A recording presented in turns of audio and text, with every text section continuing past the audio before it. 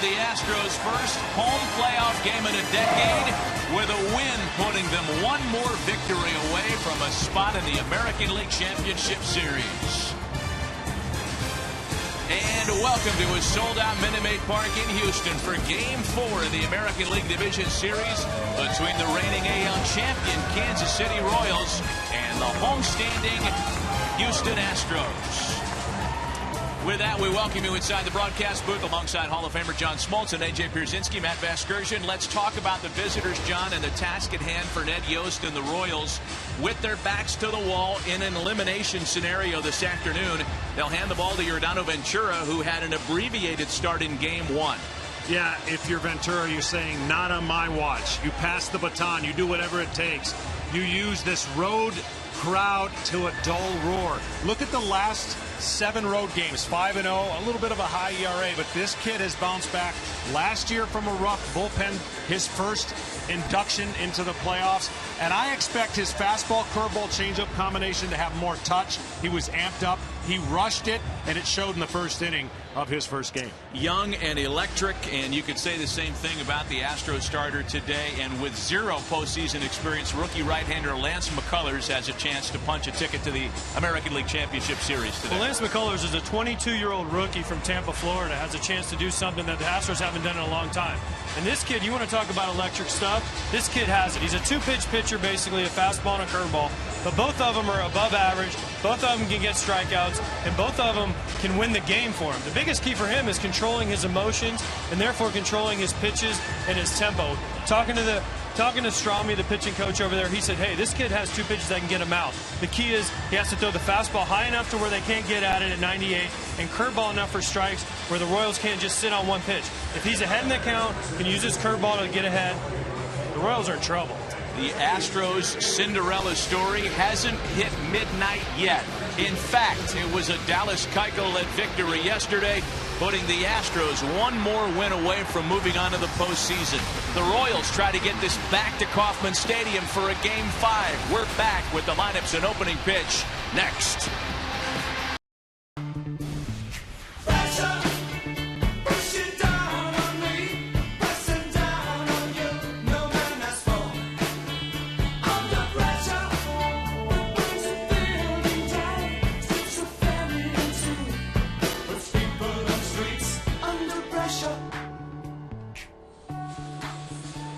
Well, the pressure squarely on the Kansas City Royals this afternoon in Houston in an elimination scenario here for Game 4 against the Astros. Welcome back to Minute Maid Park alongside John Smoltz, A.J. Pierzynski, J.P. Morosi, Matt Vasgersian here with you.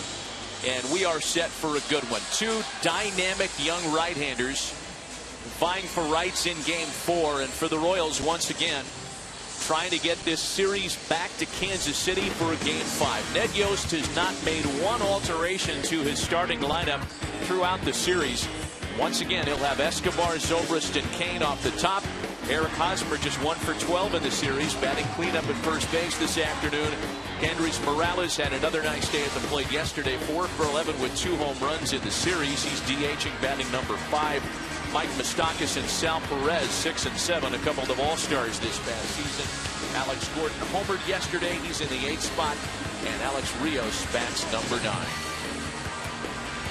As we mentioned at the top of the show, on the mound for the Houston Astros, the 22-year-old rookie right-hander Lance McCullers, who this year, John, made the jump from Double-A all the way to the big leagues in May and really didn't miss a beat.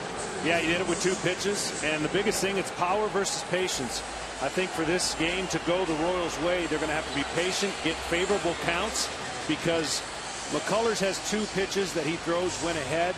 They're wipeout pitches. Behind, he's more suited to throw the fastball, and that's where he's been getting burned. If he's behind in the count, his average against opponent's batting average well over 300. Alcides Escobar digging in to start us here today. Singled on the first pitch of the afternoon yesterday in Game 3. And Game 4 of the ALDS in Houston is underway. For McCullers, his last start, his last tune-up start, if you will, came on Sunday in Phoenix, the final regular season day of 2015. He did not get a decision in a 5-3 Diamondbacks win. McCullers went 5 that afternoon. You can see the line through 97 pitches. There were stakes in that game. It wasn't strictly a tune-up start, because if the Astros had won, they would have hosted the wild card game on Tuesday. Turns out that didn't matter much, because Houston went into Yankee Stadium and put their feet up on the furniture, knocked out the Yankees to move on to this series here with Kansas City. A ball and 2 strikes on Alcides Escobar. There you see McCullers, John, like you talked about, getting ahead with the fastball. First 2-strike count, right to the curveball in the dirt. Nice job by Castro to block it. But that's his game right there. Get ahead with the hard fastball, 95 above, so he can use that curveball to get strikeouts and weak contact, which the Astros are all about. There's 2-2. We're throwing hard to start the afternoon here, as we expected, that a 95-mile-an-hour fastball. And John, we talk about this a lot regarding rookie starters making postseason debuts. Lance McCullers will have to temper that enthusiasm, that energy, with staying within himself here this afternoon.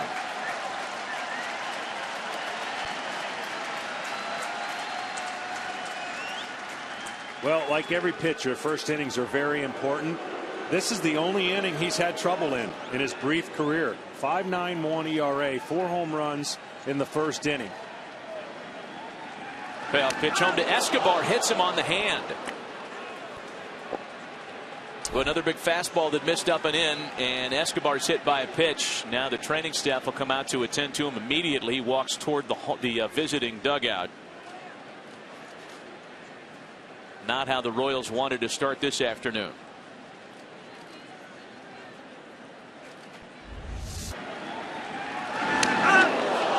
Ow. That's not what you're expecting 3-2 to lead off the game, is a pitch coming up and in like that, especially off your finger, your hand. And you can hear him scream, ow, that hurts. Not only are you hurt physically, but mentally it really scares you and brings you as a hitter. Whoa, I gotta make sure I'm okay. Here you saw him with the great helmet spike, though. You always love that from a hitter when you're watching them spike their helmet after they get hit by a pitch. Well, the 2-2 pitch, obviously he tried to go with a fastball, and it rode up arm side into a right-hander. That is the one thing that A.J. Hinch will be looking for, to see if his pitcher cannot correct that. Up and away or up and in to a right-hander is not where they want to be. They don't mind the high fastball combination with a curveball, but that's a combination really that means his mechanics is out of whack. Smolty, watch Escobar get his hand off the bat right here. See that right there? That actually probably saved him from having a broken hand or a broken knuckle, because it gave his hand a little bit of give. Instead of it was smushed up against the bat, there's a good chance there it hurts a lot more, but somehow he was able to get his hand off the bat, which probably saved him in the long run. Now the good thing is it's his glove hand and not his throwing hand. Well, that's a situation that's worth monitoring. We'll see if Alcides Escobar is able to stick around for all 9 innings this afternoon. He's aboard as a hit batsman to start the afternoon now for Ben Zobrist, the 2-time All-Star second baseman, 5 for 12 in the series. A ball and no strikes to Zobrist. For Lance McCullers, he had hit only 1 batter in his final 14 starts to end 2015. But it is a hit batsman that puts the leadoff hitter aboard here, and now he's fallen behind 2-0. Power versus patience. That's what the Kansas City Royals all series has been able to do, is work the counts. They haven't got the results they would like. Credit the Houston pitchers so far in making those pitches when they need to. That's wrapped to first. Carter to Correa, high throw, and Carlos Correa able to get at least the 1 out at second base with a terrific athletic play at the bag. That was a great play by Correa. He also did that yesterday. Carter almost made the same exact throw in the game yesterday.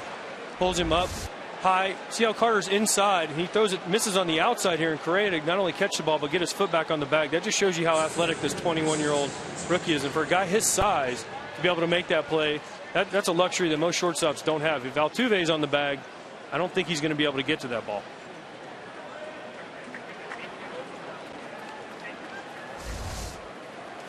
So Zobrist reaches on the fielder's choice play. 1 out, 1 on now for the center fielder Lorenzo Cain, who hit a mammoth home run in Game 3 yesterday afternoon.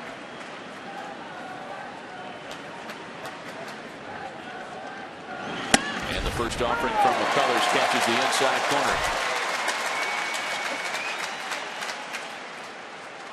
Work continues on Alcides Escobar's left hand.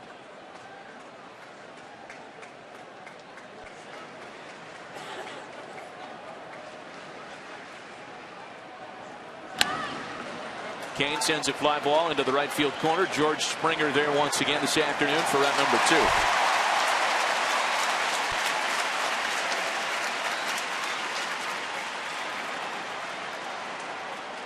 Lance McCullers made a regular season start against Kansas City at the end of June right here in Houston, and it was one of his best starts of the season. 7 innings of 1-run baseball, allowed only 4 hits, punched out 6, and walked only a pair. So there is a little sample size. One of his 22 major league assignments in his rookie campaign coming against the uniform he faces today. And here's Eric Hosmer now with 2 gone.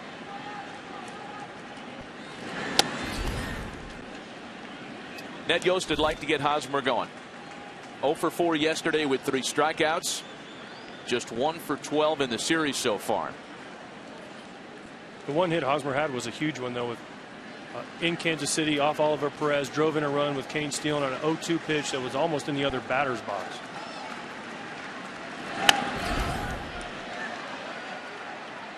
With that big long swing and 6'3" or 4" frame, they've been able to get the ball in and jam him more than he would like as a hitter. The velocity that McCullers has obviously can work for him and can work against him. Whereas these Kansas City Royals, not known for hitting a lot of home runs, if they're getting favorable counts, they can use that power in this ballpark.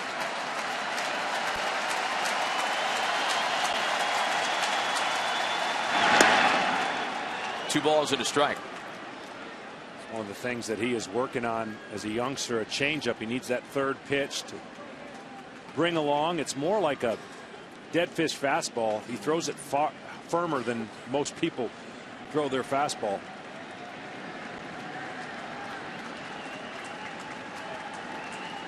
Zobrist off first with 2 gone. The 2-1 home is popped up. There's Correa to retire the side in the first. Half inning gone in game 4. Royals 0, Astros coming to bat.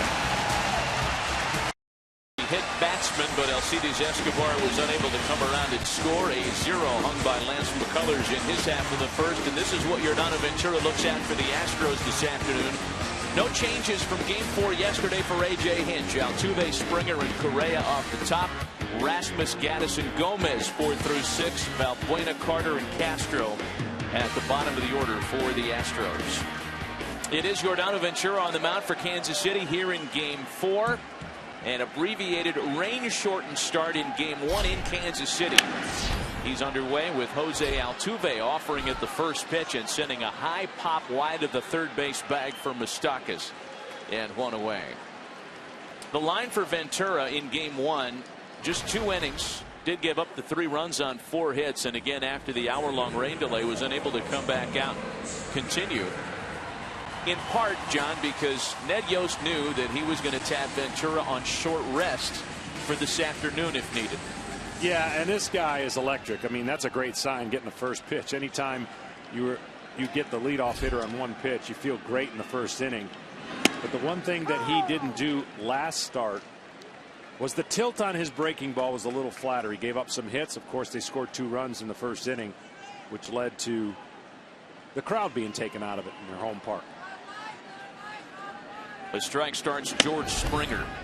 And a ball and a strike now to the Houston right fielder, who's 4 for 11 in the series after a 1 for 4 game 3 yesterday.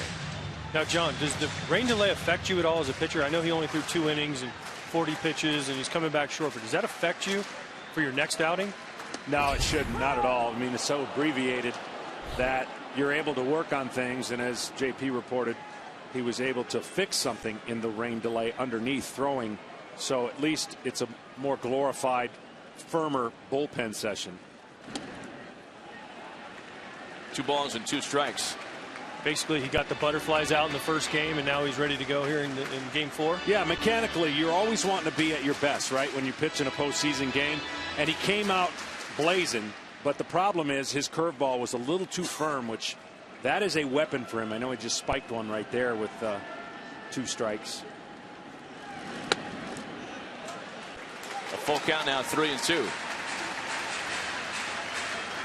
We talked about it Thursday in Kansas City, how Yordano Ventura at one point during the season was reassigned to AAA for a very brief time. Didn't actually pitch in AAA. Came back when Jason Vargas landed on the DL.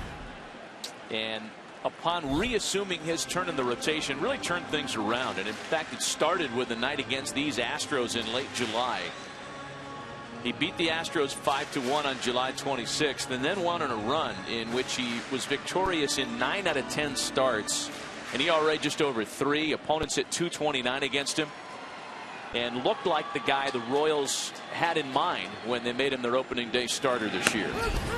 Springer caught looking on a called strike 3. Well, these pitchers are so dynamic and have great arms that we expect so much, but they're young. And he's been learning ever since he's gotten the big leagues. You see this 2-seam 90+ 7-mile-an-hour fastball. You just can't teach that.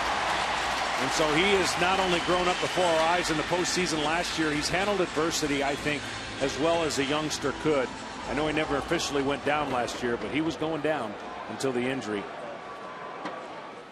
2 out, bases empty now for Carlos Correa. 3 for 13 in the series so far.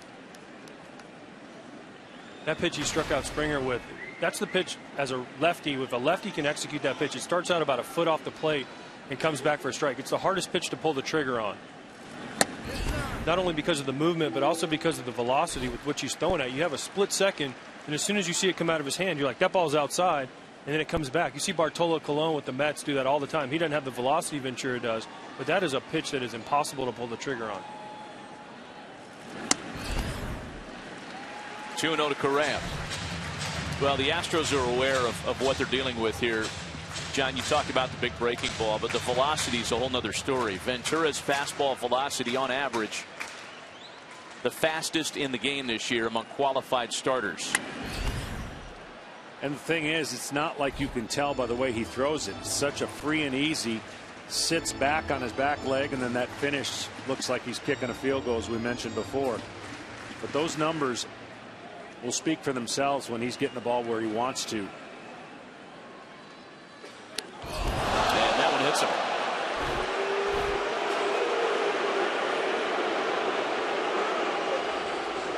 The crowd's booing right here. That is 100% unintentional. I know there's been talk about retribution and this and that from when you watch baseball these days, but that was 100% unintentional. He just got under a fastball, was trying to go in, missed up and in, hit him on his elbow pad. This is not intentional. This is just a ball that gets away from him. You can see, thank God Correa has that Evo Shield elbow guard on right there, because that saved him, like we talked about with Escobar. But that thing does a lot of damage control, and it's on his left elbow, so it shouldn't hopefully affect him in this game. Well, right now he's got probably no feeling in his hand, so the guard does help. But this was an issue early in the year that really led to the struggles for Ventura because of the bench clearing situations. He was animated with some of the players talking. This is not that kind of pitcher today, and I totally agree with you. Trying to get the ball in all at bat to Correa, it doesn't ease his pain right now because he's just waiting for that feeling to come back. You can't describe that feeling to anybody else unless you've actually been hit in that spot. I'm a left-handed hitter. I hit with my right arm out front, and so it hits my throwing arm. For him, that's not his throwing arm, but you see that, and you see him trying to protect his ribs, and his elbow guard actually is a little bit high right there, so it might have got the point of his elbow, but you just lose all feeling in your left hand, or whatever hand it hits you, and you see him trying to flex it and wiggle his fingers. That's all he's trying to do, is get his feeling back in, and plus it hurts, so you want to take a minute just to make sure you got yourself back together under control. Yeah, that's the kind of one that can make you limp. That's right. It hurts so bad. You think you might have. In Ventura, like you talked about, that was his problem earlier, getting too animated. You could see the look on his face. He wasn't trying to throw at him. He wasn't trying to hit him. You could see he's looking at the guy. He's looking over there right now to make sure he's okay at Correa, saying, my bad. That's just one of those things that is a maturity thing, and he's growing up, and he's learning from his mistakes in the past. Well, big picture, it puts a runner aboard and allows the hottest Astro bat to dig in with a man aboard, and that's Colby Rasmus. He was on base all afternoon yesterday, 3 walks and a single, 4 for 7 with 2 home runs in the series.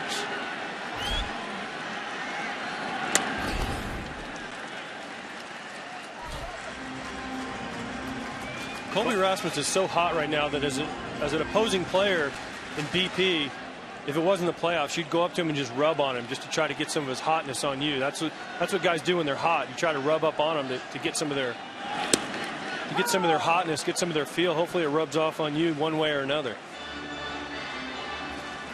Now, the one thing he's proven is he can hit a ball down and in. Seems to be natural swing plane. He launches the ball higher than most hitters when he does make contact.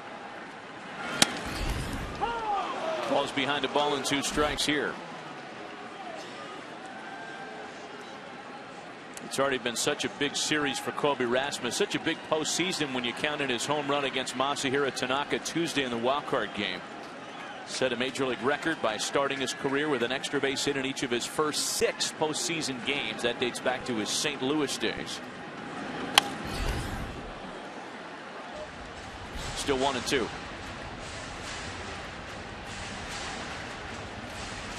He's so tempted to climb the ladder a little bit up in the strike zone with Colby and then possibly drop that curveball. He see how he was beat, the fastball up, and then get beat down too often. The next 1-2. Breaking ball just missed the inside corner. That to me would be the toughest pitch for an umpire to call, because that ball had to cross the plate. I agree. But it has to. Where he caught it, I guess, probably more so than not, he's calling that pitch. But that was a really good breaking ball to lay off if you're Rasmus. That take is how you know when someone's locked in. I know our angle is not absolutely perfect from the TV camera in center field, but man, that's a really, really good pitch. You want that if you're the pitcher, no doubt. Perez probably talking to him a little bit on that previous pitch.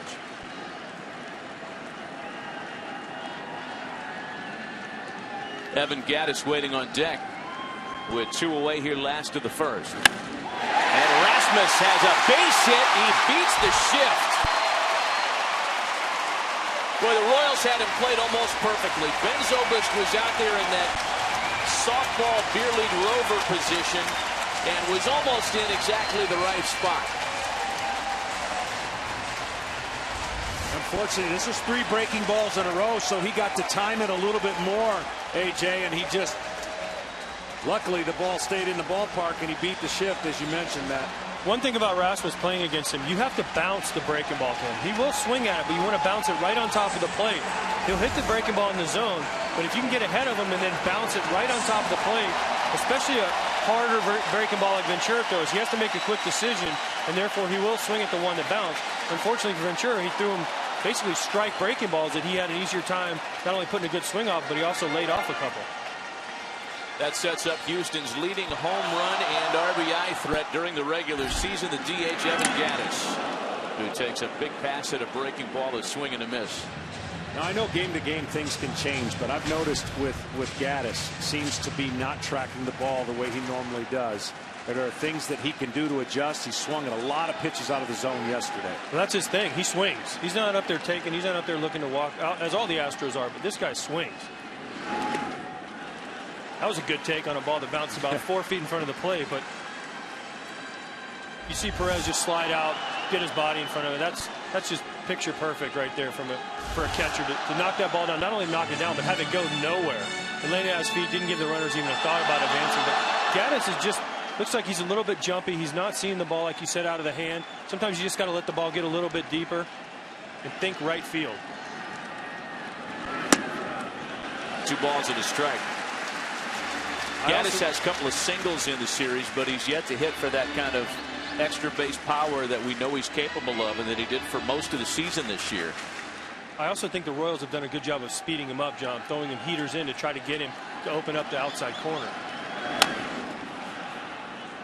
2-2 now. You see that swing right there? That was a changeup from Ventura. I'm sure the last pitch Evan Gattis was looking for, but the pitch before missed in. The first pitch missed in, and here you go. You see his front hip open up. he's out in front because he's thinking, man, if I got to speed up to get to the heater, therefore it opens him up to not only the breaking ball but also the changeup away. And if Ventura has that going, the Astros are going to have a tough time. A bell ringer back to Sal Perez. Dating back a little bit further for Evan Gattis into the end of the regular season, only 2 extra base hits in his last 11 games. Well, an inning that started quickly, 1 pitch out, it's now approaching his 25th pitch. Those things add up in a game like today where Ned Yost is up against elimination in the bullpen. I'm sure he'll be antsy to use the first chance he can. The next 2-2. In the air, angling for the seats. Moustakas gives it a look. It's out of play. These are the at-bats the Astros, and for that matter, the Royals have been having these long, deep count at-bats, fouling off pitches. The difference is the Astros have gotten the hit when they've gotten into these counts, whereas the last few games, game 1 and game 3, the Royals haven't gotten that hit. And that's what both managers have kind of talked about, that the Astros have gotten the hit when they need it, and the Royals, especially last night off Keuchel, didn't get that hit when they had traffic on the bases.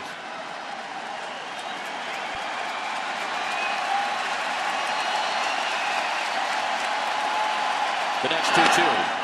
And finally Ventura gets Gattis to succumb to the breaking ball. 2 left stranded to the home first. No score in Houston. And Volcano Quesarito big boxes. Grab them at Taco Bell. By T-Mobile, switch to the Uncarrier today. And by Chevrolet, find new roads. Back with John Smoltz, AJ Pierzynski, JP Morosi, Matt Vasgersian in Houston. Scoreless after an inning of baseball today. Lance McCullers back to work for Kendrys Morales, Mike Moustakas, and Salvador Perez. McCullers hit the leadoff batter and was able to mitigate any further trouble the same way Yordano Ventura was able to strand a pair in his half of the first today. And here is Morales, 1 for 3 yesterday. McCullers starts him with strike 1.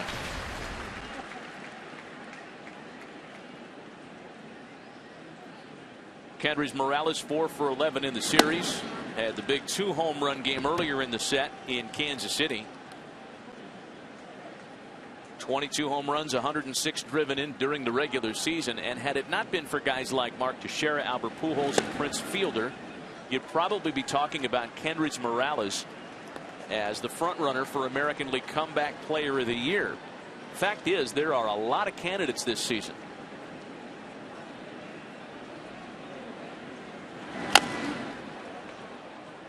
Two balls and 2 strikes to the veteran DH. Well, that's what the Royals are going to have to take advantage of. When we talk about behind the count, 2-1, pitcher's pitch, a hitter's advantage. That's the fastball that the Royals can't miss today. Because now when you get to 2 strikes, you obviously bring in that curveball into play a lot more.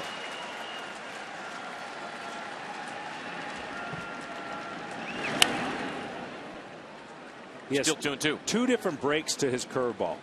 The 12-6, like the hands of a clock, and then he'll tilt it to the side and make it more slider-ish.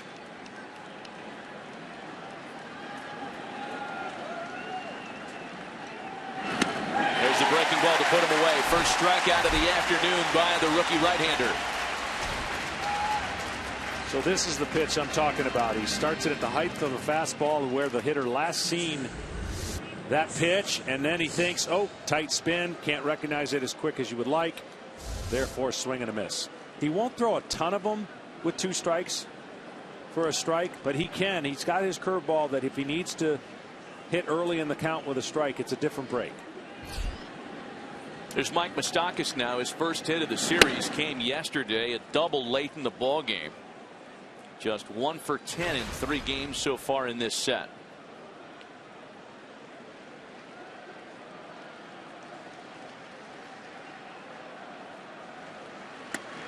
You know, as much as McCullers and Ventura feature big velocity, it is the curveball, John, to your earlier point, that finishes the opposition.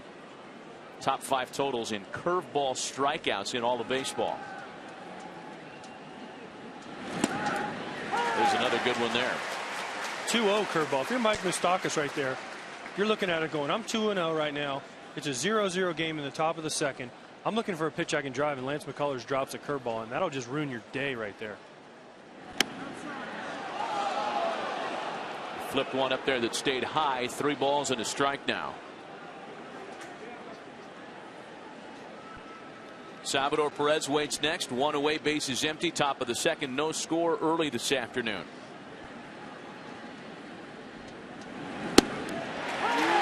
Full count. See, that's the different break. When he wants to throw it for a strike, he doesn't quite throw it as firm, and there's more loop and 12-6 in it. And he'll tighten that thing up with 2 strikes. Does he have the fortitude to throw it 4 straight times? I believe so. Missed with it.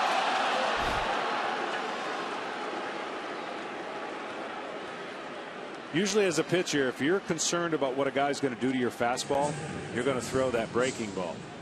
And when you have confidence in your breaking ball and you can throw it close to the plate, the aggressive hitters don't lay off of it. Here's the 3-time All-Star catcher Salvador Perez now 2 for 10 in the series with a home run.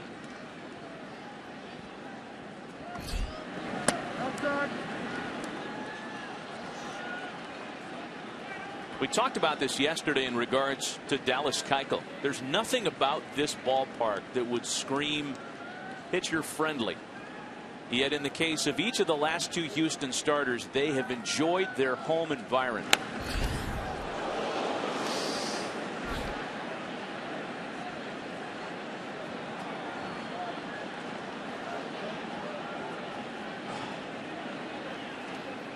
Fans reacting as Salvador Perez is to a young fan that was hit with that foul ball.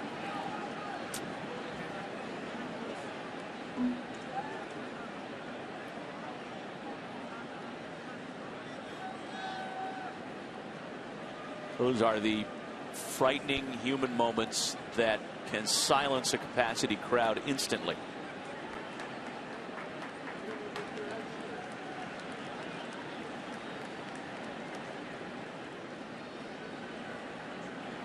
Play resumes. A ball and a strike on Salvador Perez, and it's 1-2 now. You never want to see that happen, Matty.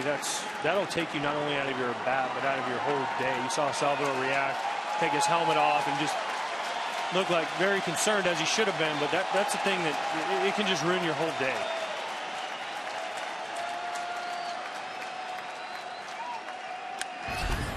Perez sends a ball well hit to the opposite field. Springer gives it a look, and that one is gone.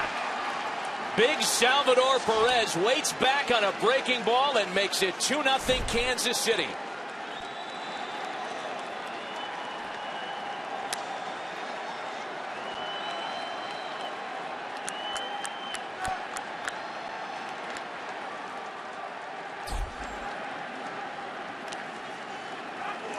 But that was a case, unfortunately, where you're trying to trick him a little bit because the breaking ball buckles him. He's going to go fastball, and he gets it up.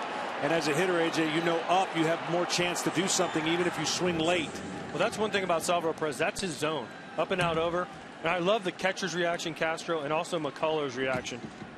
As soon as he hit it, and there you see a Hosmer, yes. Because that takes the weight of the world off the Royals.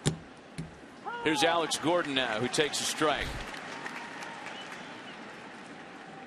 Salvador Perez is not going to win American League MVP this year, but I'd be hard-pressed to list 1 or 2, a handful of players more valuable to their team than the Royals catcher. But the job of Royals backup catcher is the equivalent to being the Maytag repairman in the 70s. We just don't need you. The guy's out there every day. The staff raves about him. He contributes offensively. He's as good as it gets. Well, besides me, Matty, obviously. Oh, yeah, sorry. I forgot who I was sitting next to. Thank you.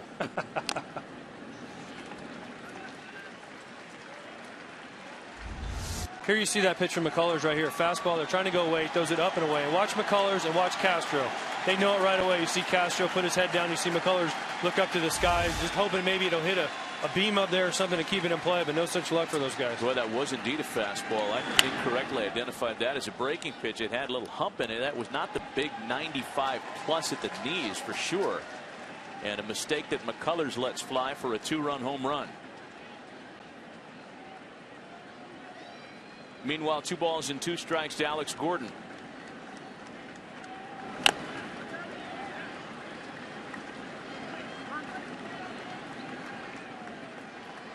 For the Royals in this series, 7 of their 11 runs scored have come via the home run. That is not how they won 95 games during the course of the regular season.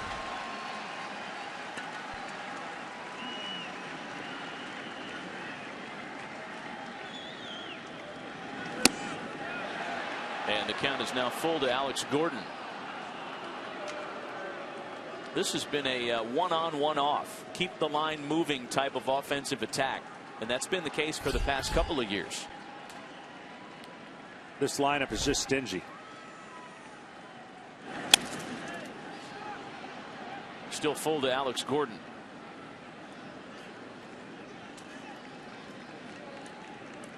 And they know that in this series, right? I mean, they obviously have to win, but the longer and the more they can get in to the Astros bullpen and the more they can make them work, just bodes well for them if they can force a game 5. They know their patience will win out if they can start getting some of those big hits, as we saw Perez come up with that really crucial 2-run home run. And Gordon giving McCullers quite a battle here. Still 3 balls and 2 strikes.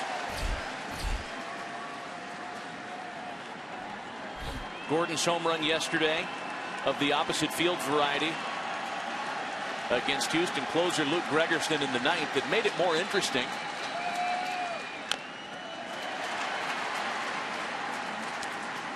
See McCullers getting frustrated. Young pitcher, not having much experience in these moments, and just knowing that he's made pitch after pitch after pitch. Already 41. We're only in the 2nd. The next 3-2. John, these are the at-bats as a pitcher that just wear you out. Not physically so much, but mentally, because like you said, he's making pitch after pitch. Pitches he thinks he should get Alex Gordon out with, and he's just putting his bat on it, fouling it off, just waiting for him to make a mistake. And it's not the amount of pitches, sometimes it's the pressure on the pitches, for me, that wears out pitchers quicker. The 11th pitch of the at-bat is sprayed into the opposite field for Rasmus to finally retire the side, or finally record the 2nd out, that is. And there are 2 gone now for Alex Rios. That was quite a battle. An 11 pitch at bat.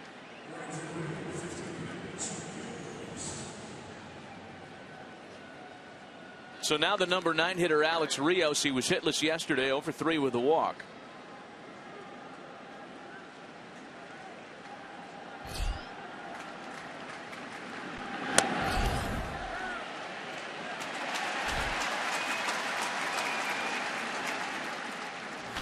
You know, the Royals are the team facing elimination today, down 2 games to 1 in this best of 5. But you could certainly make the argument that the longer start is more important for the Astros.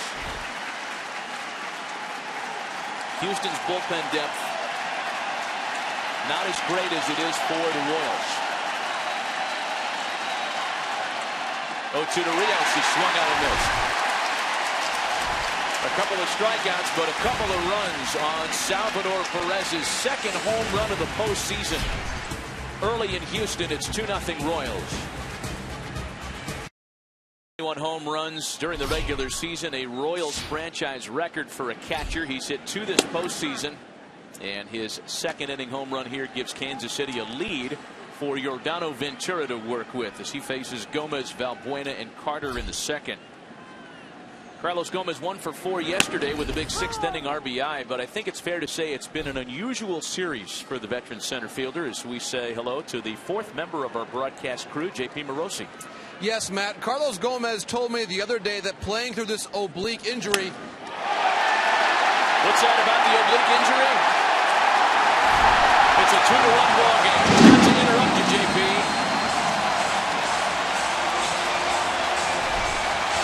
Oh, that man has a flair for the dynamic, does he not?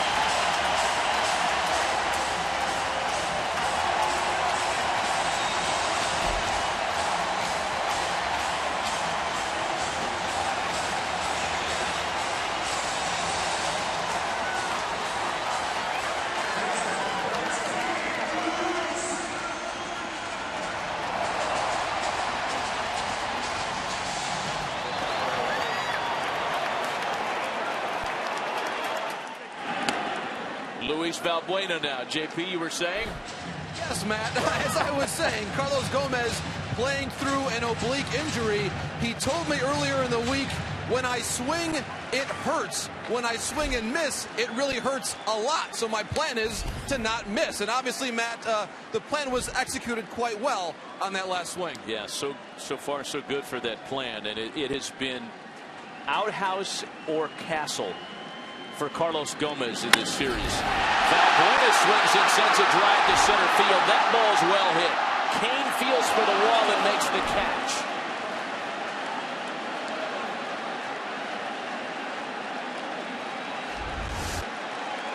This is just a hanging breaking ball, and that's the perfect recipe for a guy who swings hard and is looking to do this a lot. A lot of fastballs he's been able to swing and miss, but he didn't miss that breaking ball. Having had an oblique injury like Carlos Gomez is going through, one thing you have to understand is it slows you down. Therefore, it makes you right into the breaking ball, makes you be direct to the ball. Here's Chris Carter coming off that magnificent Game 3 yesterday afternoon. A perfect 3 for 3 at the plate with a home run.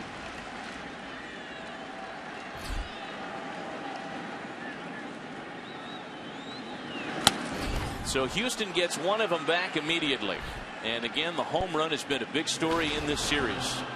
It's accounted for all 3 runs early this afternoon.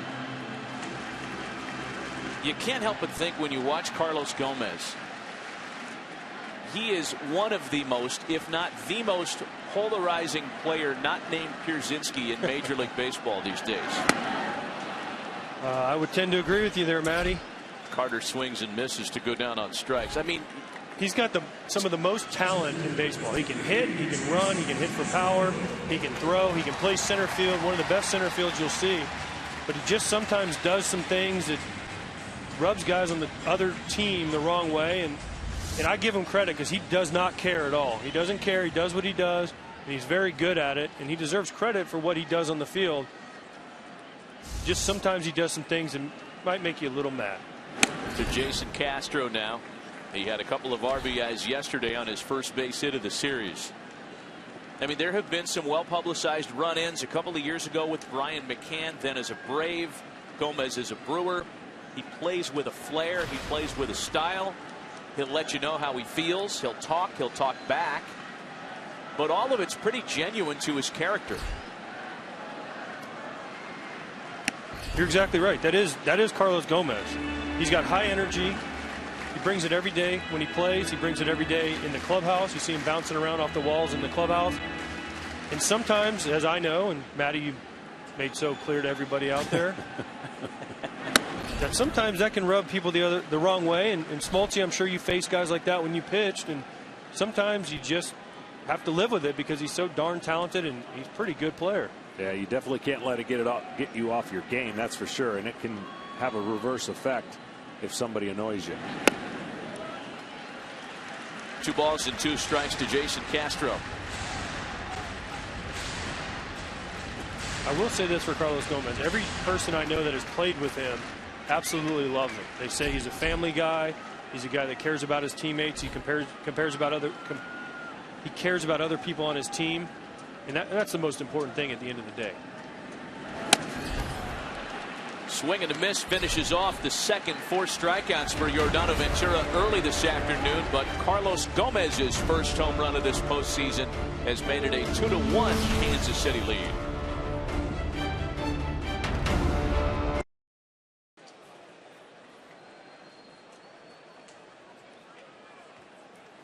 Alcides Escobar leads things off in the Kansas City third. 2-1 Royals.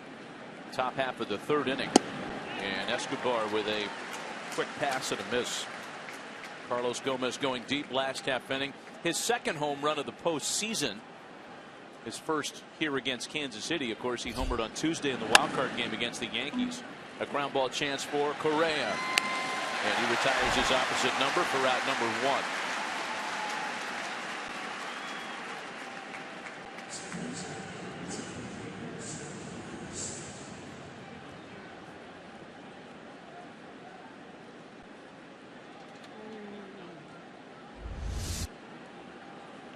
See the breaking ball start in the zone, end up out of the zone.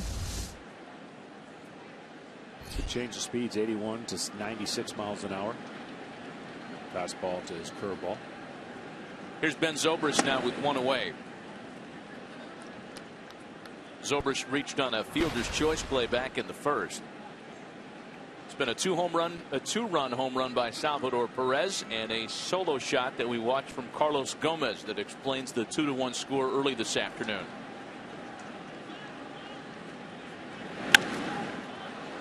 Into center field for Gomez. 2 away. Not having seen McCullers in person before, just having watched him on tape, it's surprising to me that he seems to have a better feel for his curveball to get a strike than it does his fastball. His fastball he's missed up and he's kind of yanked it down and away from righty.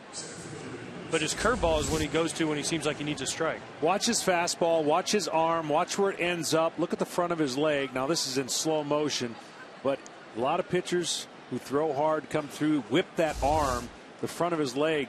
You'll see where his hand will end up. He won't do that on the breaking ball, but on the fastball he'll come through in a nice whip and his arm will hit the front of his leg on the follow through. 0-1 the count to Lorenzo Cain. Make it 0-2. I got a comp for you, Smoltz. You think about a former Astros starter. Lance McCullers is a right-handed Mike Hampton. Yeah, I could see that. Not in terms of stuff. How he looks on the mound. Maybe it's the beard, the build. His stuff reminds me of Roy Oswalt. Yeah. That's, for me, that was the comp I was thinking of. His stuff, fastball, curveball, high four-seamer, curveball backing it. A Roy Oswalt type.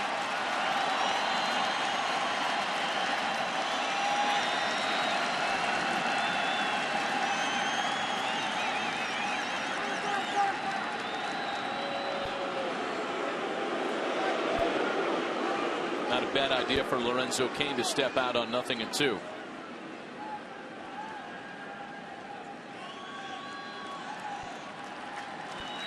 McCullers looking for the first 1-2-3 inning of the game. That's the different break. See, 86 miles an hour. That's going to be more towards that slider break where he gets on the side and breaks it in a more horizontal fashion than vertical.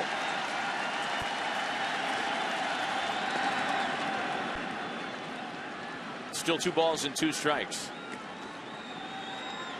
His breathing's a lot better than it was the first 2 innings. You could see how anxious and pumped up he was.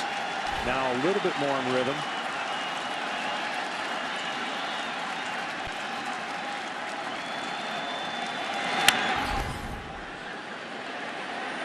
Carter chasing the foul hot and can't get there.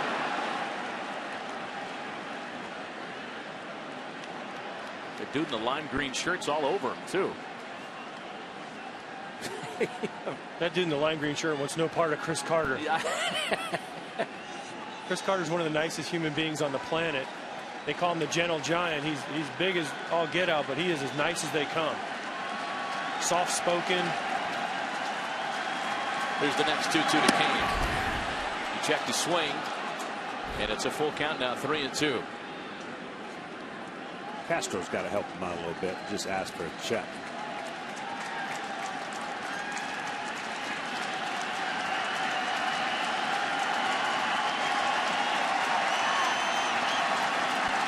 Here's the payoff pitch. Got him swinging. That's 3 for McCullers, and he does indeed author the first 1-2-3 inning of the afternoon.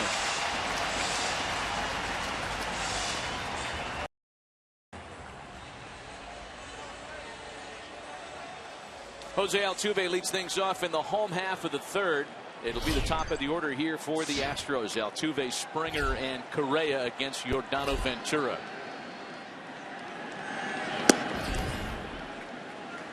Well, after a big opener in the series, Jose Altuve has been relatively quiet by his own standards. 0 for 4 yesterday in Game 3. And it's a ball and a strike to the 3-time All-Star. One thing I've noticed that the Royals have done to Altuve, he's ultra aggressive, especially on the first pitch. they've started him off a bunch of times with breaking balls, and they've thrown him a ton of breaking balls in the series after the first game where he got the 3 hits. That has in part led to his going 0 for his next 12 in the series. Well, he does things as a hitter that are unorthodox and probably something you wouldn't teach, but he finds ways to get hits. He doesn't walk much. He's got an ability to hook the ball down the line, hit the ball the other way. He just finds the baseball.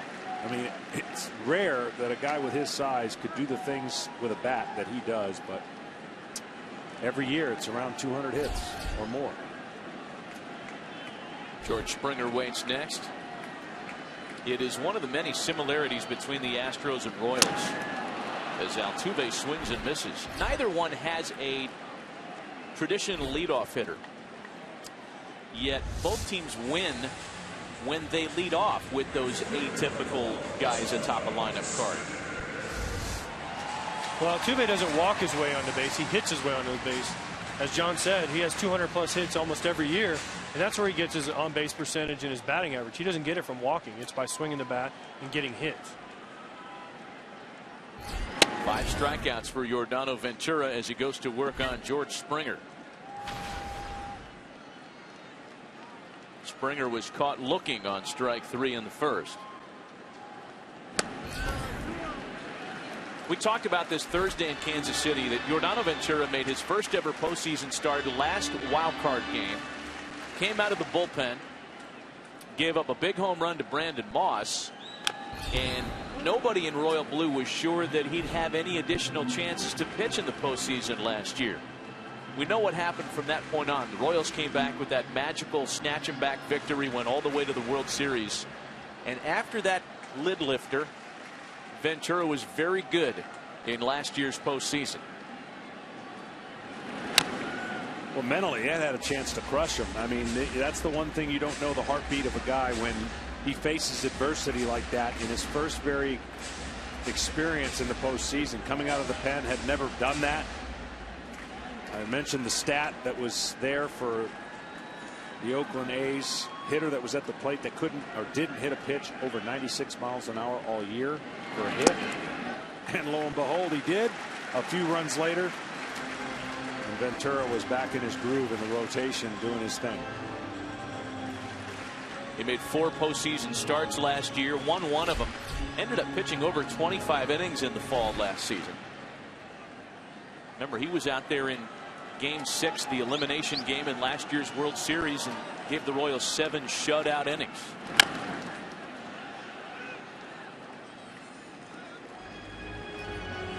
It's the case with a lot of good starters over the course of Major League history. Get to them early or don't get to them at all. Well, here's his strikeouts. He got 1 look, and of course, most are going to come via the curveball out of the zone.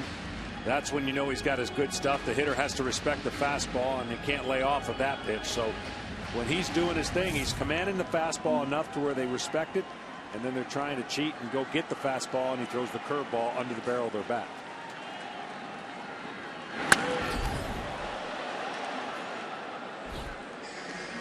Another great at bat here by Springer to get to 3-2.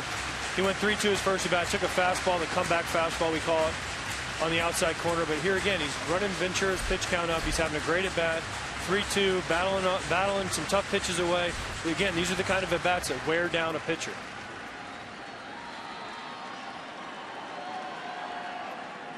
And a swing and a miss.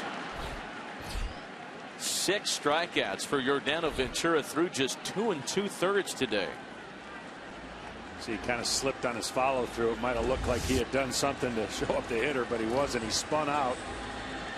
He has some ways of making hitters get angry, but this is not one of them. He'll run away from his mechanics at times. That's why you've seen a lot of pitchers have this abbreviated kind of David Price. Looks like they're pitching out of the stretch. It's a short step back. It condenses the moving parts and allows him to go straight towards the catcher like that. Carlos Correa, a swing and a drive to left. And this game is tied.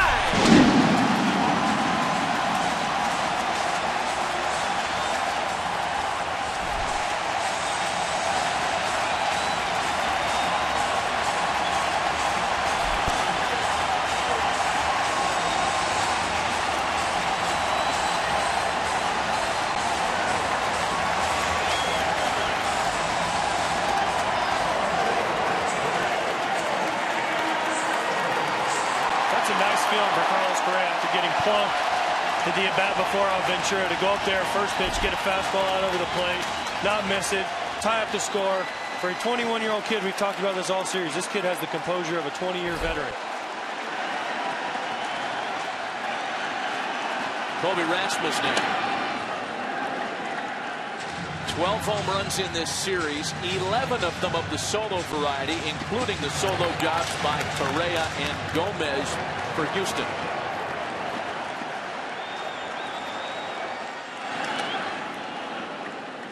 Well, Ventura has the 8th lowest home run rate in the American League.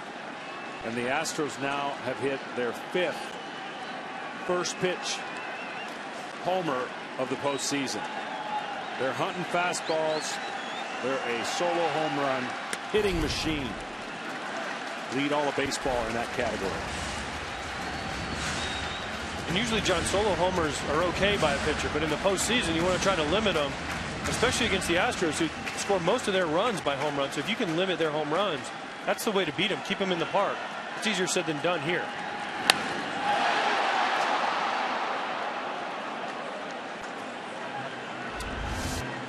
Well, after getting hit, trying to establish the fastball back in, and you see, I'm sorry, for a youngster to have him pull his hands in. This ain't the only time he's done this. He's hit lasers down the left field line on pitches. No one should be able to do it. This kid is talented. Another strikeout for Yordano Ventura, but another home run by an Astro. We played 3 complete at Minute Maid. All tied 2 apiece.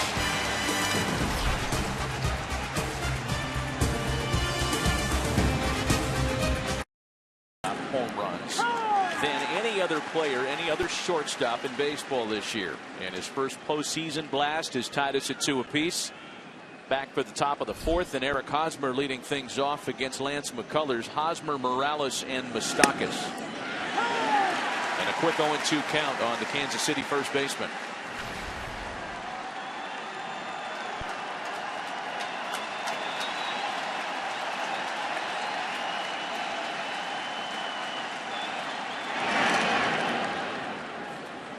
Well, whatever you want to call it, moxie, guts, whatever. So far, the look in McCullers' face and body is he's in control and on attack.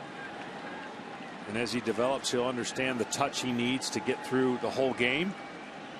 But that kind of stuff right there will play for this young Astros.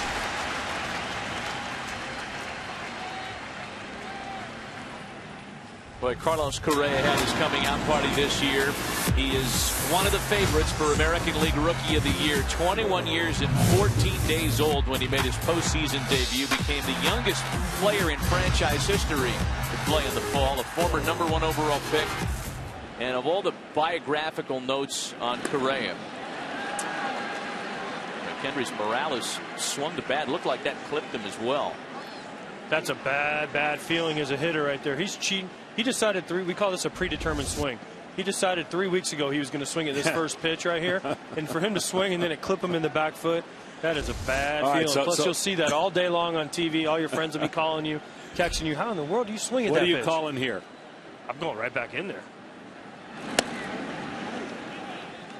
Then he goes a changeup. The pitch he supposedly never throws. He goes right through his 3rd best pitch.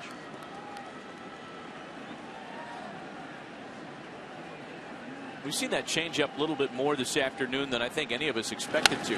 As Morales bounces that to first, Carter will do it himself. And there are 2 away. You're right. Talking to the Astros before the game, A.J. Hinch, saying he hardly ever throws his changeup. It's a work in progress. But if you watch this game, that's probably the 10th changeup he's thrown that I've noticed. And it's not that it's a good out pitch, but it's just something else for hitters to think about. It's not something that, hey, let's throw this every time in a big situation. But I know in Morales' first at bat, he threw him a couple changeups also. Well, that's what I like about him so far. Early on, it looked like he was breathing pretty fast and trying to get after it. And, obviously bothered by that 2-strike pitch. That's his only mistake so far. But he settled in and has shown nice touch on all of his pitches. 65 in total here in the 4th with 2 outs. 2 gone for Mike Moustakas. We just saw Brent Strom a moment ago, and no conversation about the Astros staff is complete without mentioning his tutelage and really his philosophies that really have worked and fit the personnel here in Houston nicely. As Brent told us before the series, he came up in the Dodgers system as a player and learned at the altar of Sandy Koufax, among others, curveball, fastball.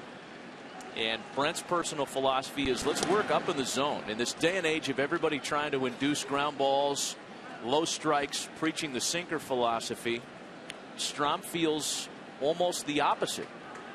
And he actually cited an old Sandy Koufax quote to us. Said, Sandy used to say, guys that throw sinkers don't have good fastballs. He's all about that eye level. Well, I love that philosophy, especially with fastballs that are 95+ miles an hour. You can throw this curveball off of it. The eye and the quadrant difference for the hitter is hard to pick up. Now, you couldn't throw high fastballs and low sliders and get those kind of swings. You need the pitch that most reminds the hitter of the last place he saw it, up in the zone with that high 12-6 breaking ball.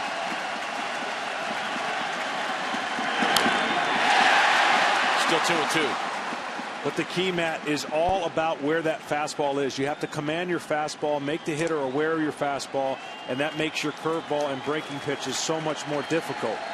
But if they condense you down to you can't command one of the two, the hitters are going to have a field day. 2 balls and 2 strikes to Moustakas. Into the gap in right center field.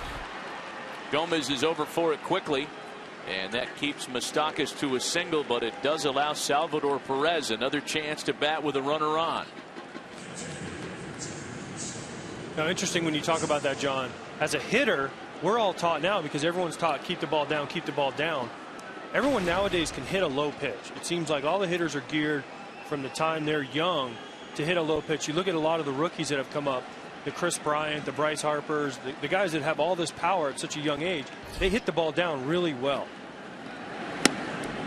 And they all seem to struggle with the pitches up in the strike zone, which sounds strange because pitchers, you're taught throw the ball down, get ground balls. But now with these guys throwing 4-seamers, it's kind of proactive from what Strommy's saying, is to throw it belt or waist high to get these guys off of the ball down. 2-0 Perez. Well, especially with the velocity that we're seeing today, starters go as hard as they can, not for 8-9 innings, but for 6 and 7 with 96s and 97s. We're seeing more of them than we've ever had before. Harder for the hitters to get locked in. And more 4-seam fastballs, which stay straight. When you talk about 4-seam versus 2-seam, you see it right there. You see how the ball stayed on the same plane. 2-seamers have a tendency to go down in the strike zone. And this right here is just a dead 4-seam fastball. Throw it as hard as you can and watch it almost rise as it gets closer to Salvador Perez. It doesn't do that, but as a hitter, you feel like it rises and you have to speed up to try to get to it.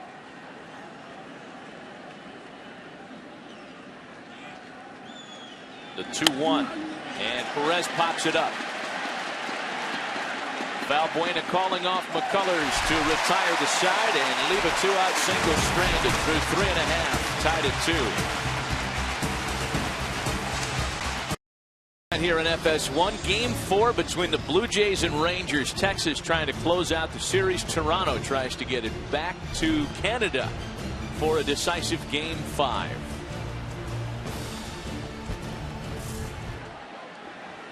Canada, where they're still fine-tuning their catch skills in the stands, as Evan Gattis leads things off with one of the rare outs that hasn't been a strikeout for Yordano Ventura. 7 punch-outs through 3, ties a postseason record. And in fact, Ventura's only 2 strikeouts shy of tying a Royals postseason record for strikeouts by a starter. Dennis Leonard struck out 9 in the '78 ALCS. Ventura is off to that kind of start here today. Here's Carlos Gomez. He's been one of the trouble spots for Ventura today. One of the 2 solo home runs.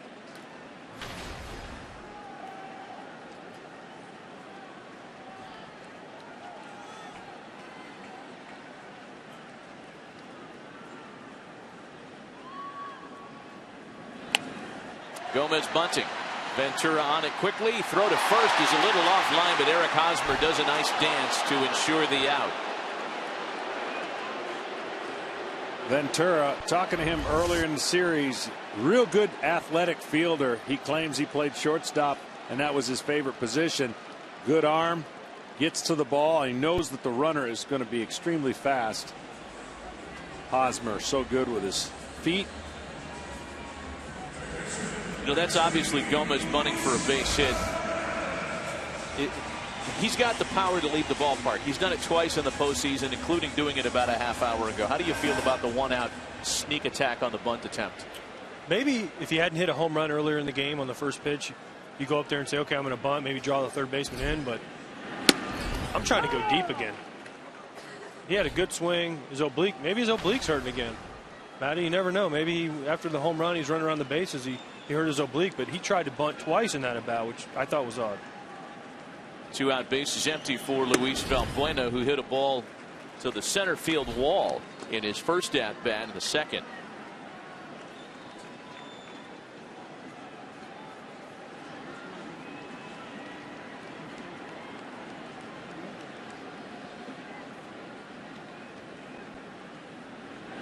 You know, if you were to have done a blind resume test with the Astros scorecard so far through 3 2/3, in other words, you couldn't see any of the names, but you'd see the results of each of their first 2 at-bats. You could probably take a couple of guesses and land on the Astros rather quickly. 7 strikeouts through the first 3 innings. 7 strikeouts, 2 home runs, a single, a hit batsman, and 2 fly balls. And if you were to guess which team was responsible for that 3-inning box score, you'd probably say the Cubs or the Astros. Yeah. And they're similar teams built for the long ball. It's what those teams both do, and they both do it. They both own it, and they're both kind of proud of it, which used to never be like that, John. Used to be, oh, nobody strikes out. You don't want to strike out. But what the Astros have not done, which is impressive for me in this short series, they have not cost themselves with runners in scoring position, because yesterday every opportunity they got a chance to get a hit, they did.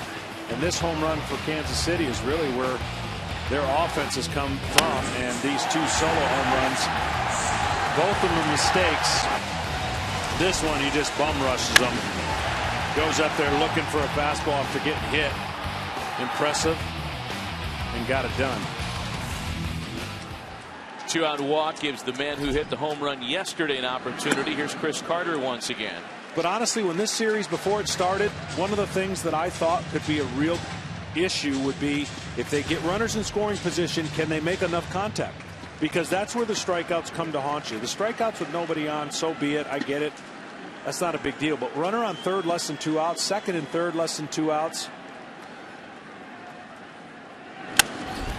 Carter grounds to shortstop. Escobar picks it and cuts down Valbuena at the bag. Nothing in the bottom of the 4th. To inning number 5. Still a 2-2 tie. Plan to make it home by Bank of America, who invites you to keep sharing your favorite baseball memories all season. And by AT&T. DirecTV and AT&T are now one, bringing television and wireless together. A 2-2 tie, the home run responsible for all 4 tallies this afternoon. A 2-run shot by Salvador Perez in the top of the 2nd. Solo home runs by Carlos Correa and Carlos Gomez for Houston. Lance McCullers back to work against the 8, 9, and top of the order hitters for Kansas City, Gordon, Rios, and Escobar.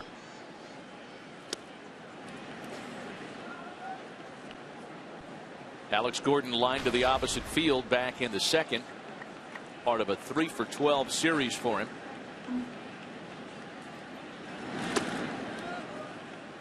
Royals trying to snatch this one on the road and send this to a Game 5 back at Kauffman Stadium.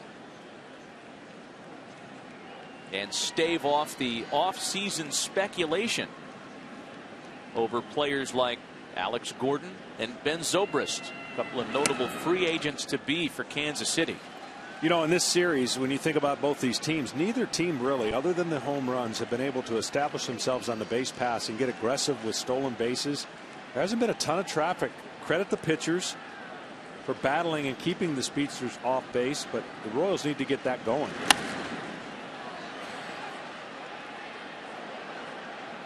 And we're in game 4, and Ned has not been able to really utilize any of that speed off the bench, too. The right guy hasn't been on base. They haven't gotten close enough in certain circumstances because they've got 2 guys on the bench that's almost a guaranteed stolen base. The closest thing you can get, and that has yet to be part of the Royals' game plan. There's ball 4. Leadoff hitter aboard for just the second time this afternoon for Kansas City. Between innings, J.P. Morosi visited with Astros manager A.J. Hinch. A.J., how about the day for Carlos Correa? Drilled at 97 on the elbow. Next at bat, first postseason home run. Yeah, no, I mean, that's a big hit for us, obviously. But to come back from that kind of injury is pretty tough. I mean, this kid's tough. We're pretty resilient as a team. He represents that. With McCullers, seems like he's really settled in very nicely since the Perez home run. Yeah, both guys have electric stuff, and they're spraying the ball a little bit. I mean, Lance is really, really good when he can get ahead. And, if we can continue to land his breaking ball, makes it difficult on them, and we'll keep monitoring him, but he's pretty good. Thanks, A.J. All right, thanks. And McCullers will go back to work now on Alex Rios, having lost the leadoff batter on ball 4. Rios was a strikeout victim in the second.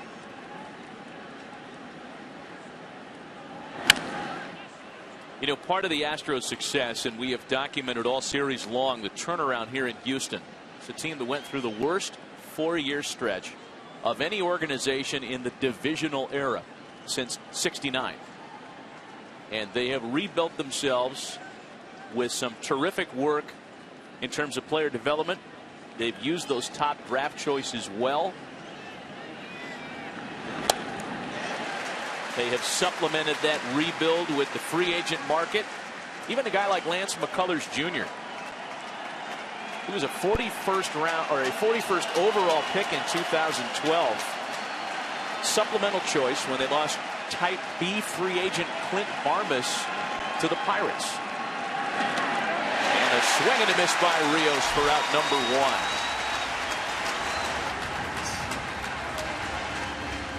Well, he's done a nice job just really settling in with this breaking ball. I mean, he's making it look close enough to the strike zone and then completely disappearing with it.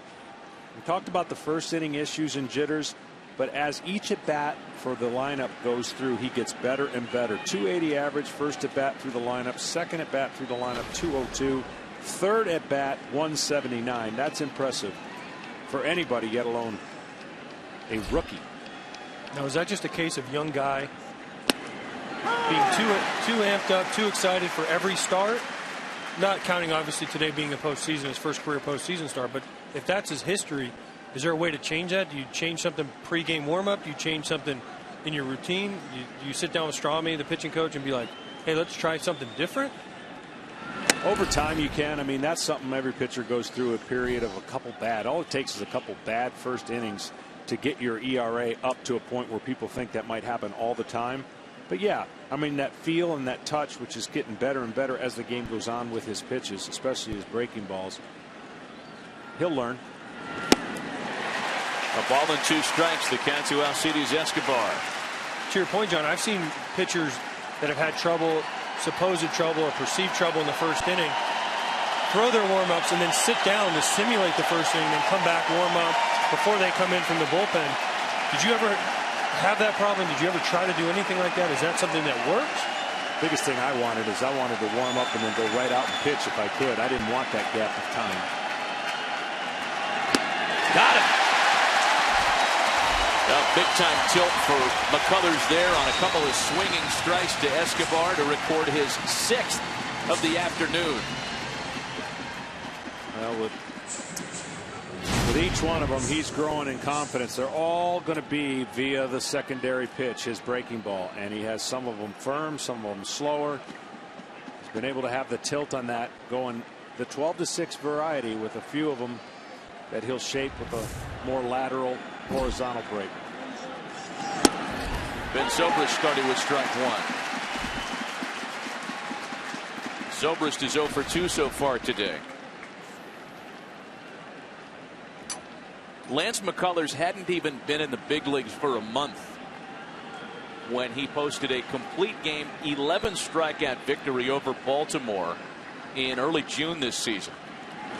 It's a guy who was just fresh out of Double-A when he was called up on May 18th. Full of confidence and vinegar, as they say, wearing his Batman cleats. Got here from Double-A, and within a month everybody knew his name. He was no longer just the guy whose dad pitched in the big leagues.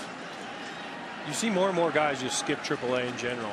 It seems like Double-A to the big leagues is the route now, especially for these young guys that are talented. They pitch in travel ball and they do all these things where they're accustomed to higher pressure, higher leverage situations than in the past. When I was coming up, we played with your high school team all summer. Now these guys travel around the country and play in all these all-star games. The Nike Perfect Game, I think, was in San Diego this year. There was one at Wrigley. There's these games all over where they play against the best players in the country in high school. And we didn't have anything like that when I was coming up.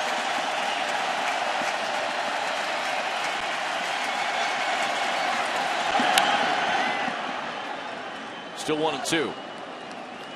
Well, from May on, the really only hiccup he had was in August. 0-2 with a 7.43 ERA. So he's fixed it since then, and they feel confident in him to give him the ball in Game 4, hoping that he can help them close this thing out.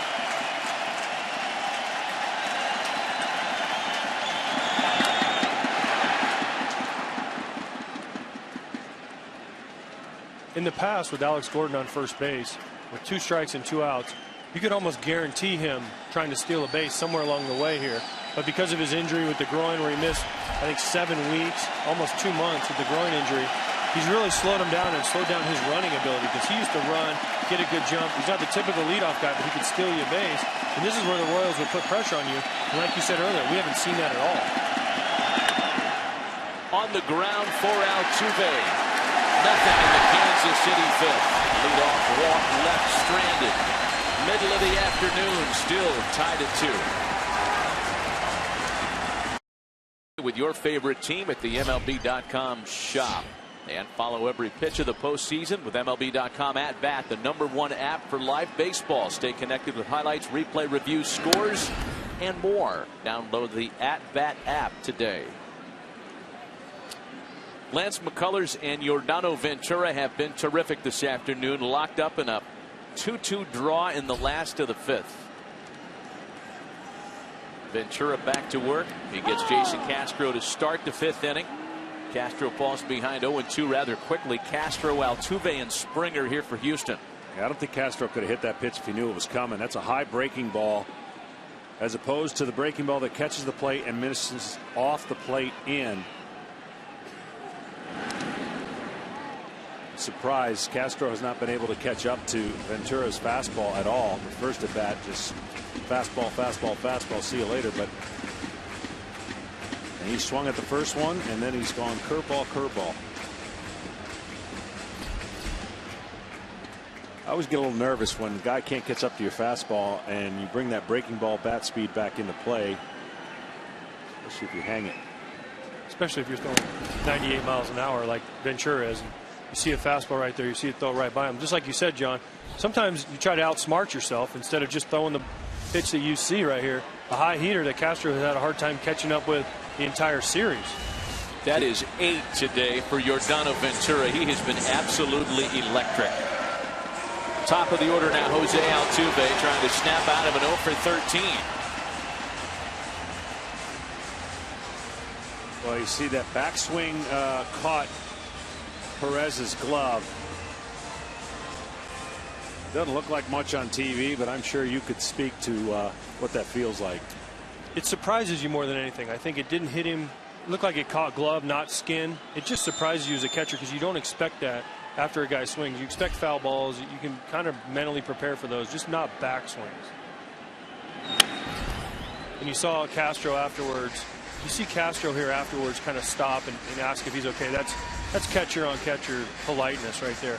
You see Castro trying to catch up. His top hand comes off, and it looked like it hit all glove. Maybe nipped his pointer finger that's sticking out there, but it more surprises you. Good thing he has that taped up. But his hands are so big.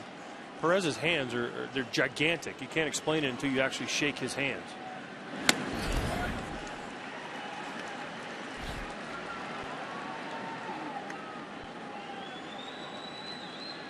A ball and a strike to count to Jose Altuve. I feel like I'm surprised every time Jose Altuve takes a pitch. Yeah. I mean, he is up there hacking. 1-2. Well, that hit he got in New York, which was incredible, by the way, half swing, kind of knocked down little wedge. He'd been practicing that. AJ really doesn't like that swing, that little get out in front hook.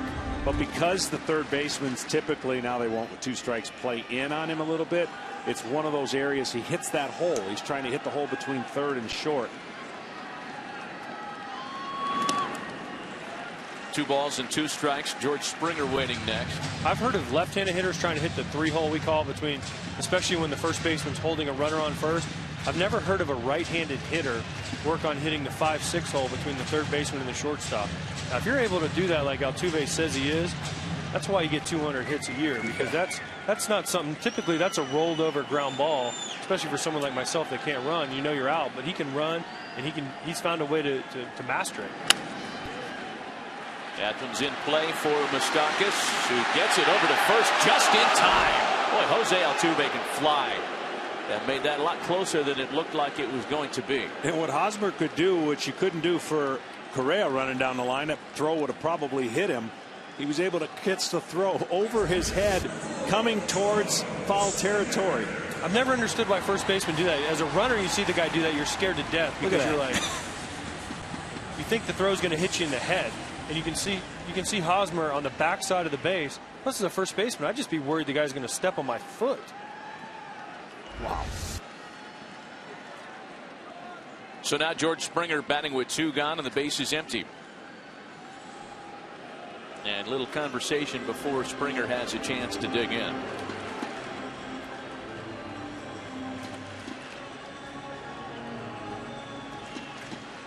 Gives us a chance to remind you about the most unique voice in sports who's joined FS1. Colin Cowherd brings you his smart sports talk along with some of the very biggest names in the game and entertainment every weekday. The Herd with Colin Cowherd, weekdays at noon Eastern, only on FS1. I'm trying to figure out what that conference was about, John. Well, it could have been the way that Springer has approached each first pitch. 2 outs, maybe thinking he's trying to jump his fastball. And obviously they're trying to make him conscious inside. The first pitch was inside and low, second pitch was up. And it was set up away. It's interesting because he got 2 quick outs, Ventura did, and then Perez immediately ran out there. I don't know if he's saying, hey, we got 2 outs, nobody on, let's get the third one, have a quick inning. It was just seemed like an odd time to have a meeting on the mound, especially with 2 outs and nobody on. Here's the 2-0. You know, we talked about George Springer with A.J. Hinch today, and we saw it right there on that 2-0 pass he took. The swing to his knees, the Sports Illustrated cover, the Reggie Jackson Super Duper Star cover. They have changed some of his swing mechanics. And as it's still a work in progress, not everything is textbook yet. So it can lead to some finishes that make him look like he's just a wild pony up there. Well, Springer, in talking to him, George Springer, they want to try to flatten his swing out. And for someone that doesn't watch a lot of baseball and doesn't exactly understand what we mean, most people hear swing down, swing down. Well, that leads to what we call a steep swing, which is kind of high to low. It's ball 4. And as a hitter, when you have a steep swing, as A.J. Hinch called it and other people around the league will call it, it makes you susceptible to breaking balls because you're in and out of the strike zone very, very quickly. And because he falls back on his back knee, what he's trying to do is flatten out his swing and give himself more time in the strike zone in order to not only hit breaking balls, but balls that are moving and balls that are off speed where you're fooled. The longer you can keep your bat in the strike zone, the better chance that you have of not only making contact, but hitting a line drive and driving the ball not only to left field, your pull side, but also to right field the other way. Some of the work that Springer's done with first-year hitting coach Dave Hudgens, who's been around the game for a lifetime and has had great results with this young lineup. Carlos Correa now. His home run in the 3rd tied it.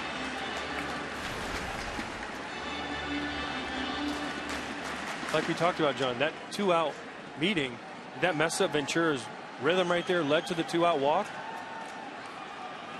Certainly was interesting how quickly he went out. 1-1. I don't think Ventura will be going inside on Correa after that ball he hit.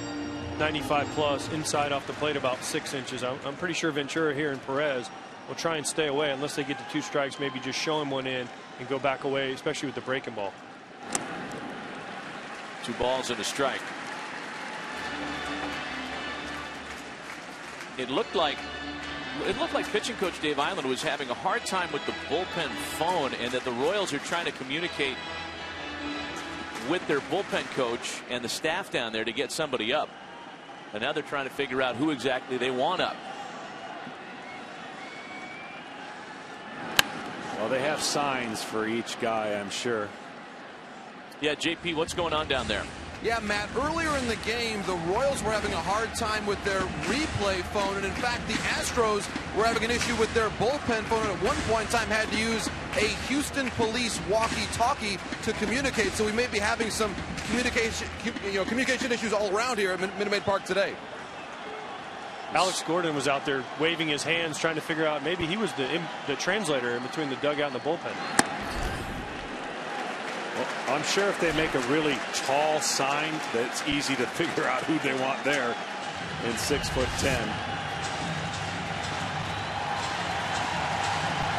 Ventura, a little cramp. Yeah. That's a quad right there, isn't it? That looks like a quad. He grabbed his quad right away. Kelvin Herrera is up in the bullpen for Kansas City after all the discussion and all the failed methods of communication. And an important full count pitch on its way to Carlos Correa. 2-out runner at first, a 2-2 tie last to the 5th. Into the corner. Springer can run. Gary Pettis is sending him home. 3-2 Houston.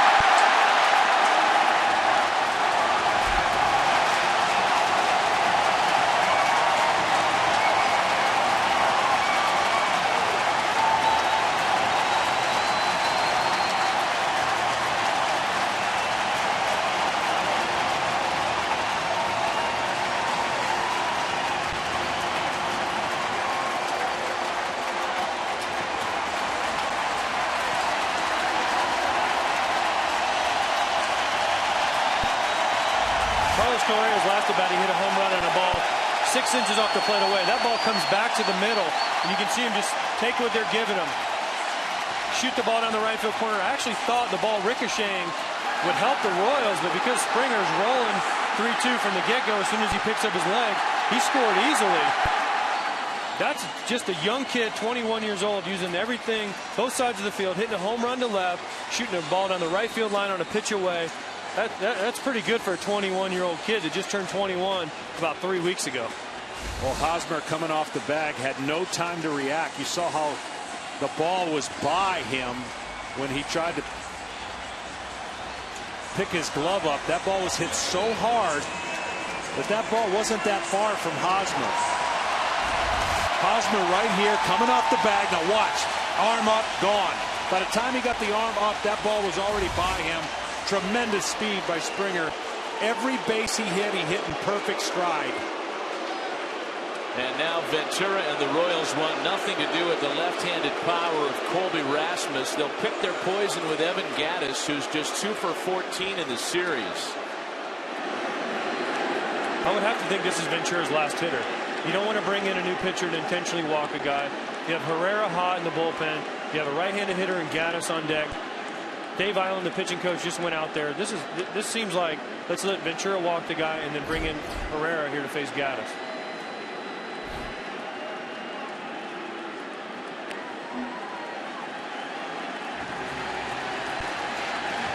Fifth inning brought a little magic for the Astros yesterday. That's when they took the lead yesterday against Edinson Volquez and company in Game 3. They have taken their first lead here in Game 4 in the bottom of the 5th inning. And after the base on balls, here's Gattis. No movement from Ned Yost or Dave Island yet. Well, I think he likes Ventura's curveball against Gaddis probably better than just the velocity changeup from Herrera. Gaddis is struck out and fly to center today. Fly ball into center field. Kane has a read and retires the side. Not before Houston can grab its first lead of the afternoon on the 2-out RBI knock by the rookie shortstop. For the 6th, 3-2 Houston.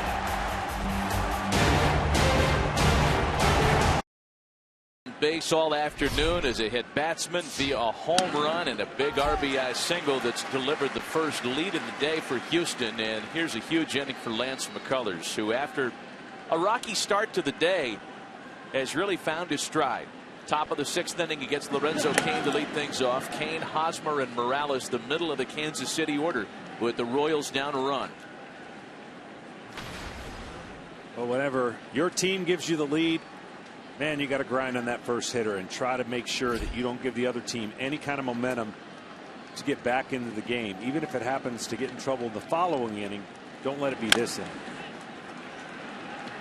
McCullers in front now, 1-2. The rookie right-hander's thrown 97 pitches today. And certainly A.J. Hinch aware of his ceiling. His high this year was 111. And that came late in the year, into September, in a game against the Angels. On the appeal, no swing.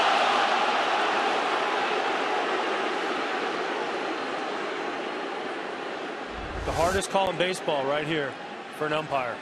The home plate umpire, the first base umpire, third base umpire, whoever gets the call. If for some reason umpires you talk to, Lorenzo Cain has a white bat, but they say the black bat is the hardest one to determine if you swung or not.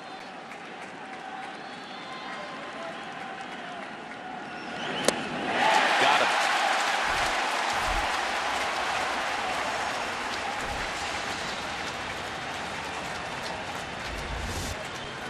This is just that tight spin.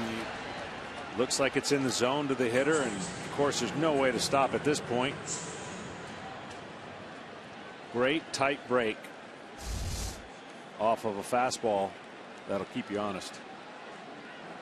7 strikeouts for McCullers. Now Eric Hosmer, he's been a victim today, 0 for 2. Into the opposite field, down in the corner is Rasmus to make the catch. One of the trickier configurations here at Minute Maid, and there are 2 quick outs in the 6th.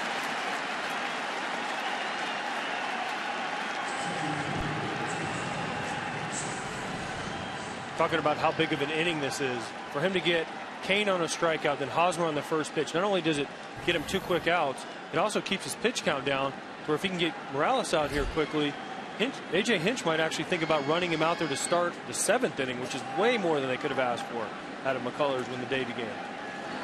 Here's Kendrys Morales now. Stealing the 7th would be huge, because that's what the ideal scenario is for the Houston bullpen. Of course, they'll use all options, whatever possible. They've done a nice job keeping Morales in check after the 2 home runs.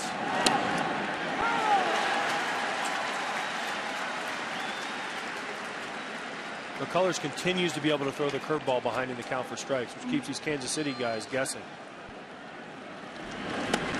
1-2. The 7 strikeouts for McCullers this afternoon is already an Astros postseason rookie record.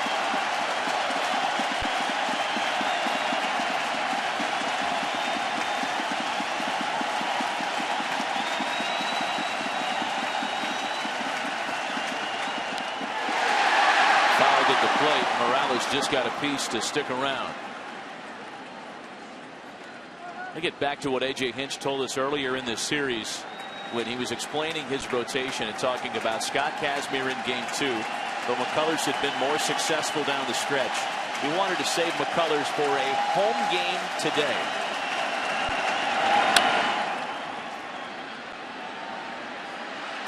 And that decision seems to have worked out rather well. A 1-2-3-6. Houston grabbed the lead. McCullers kept it. Still 3-2 Stros.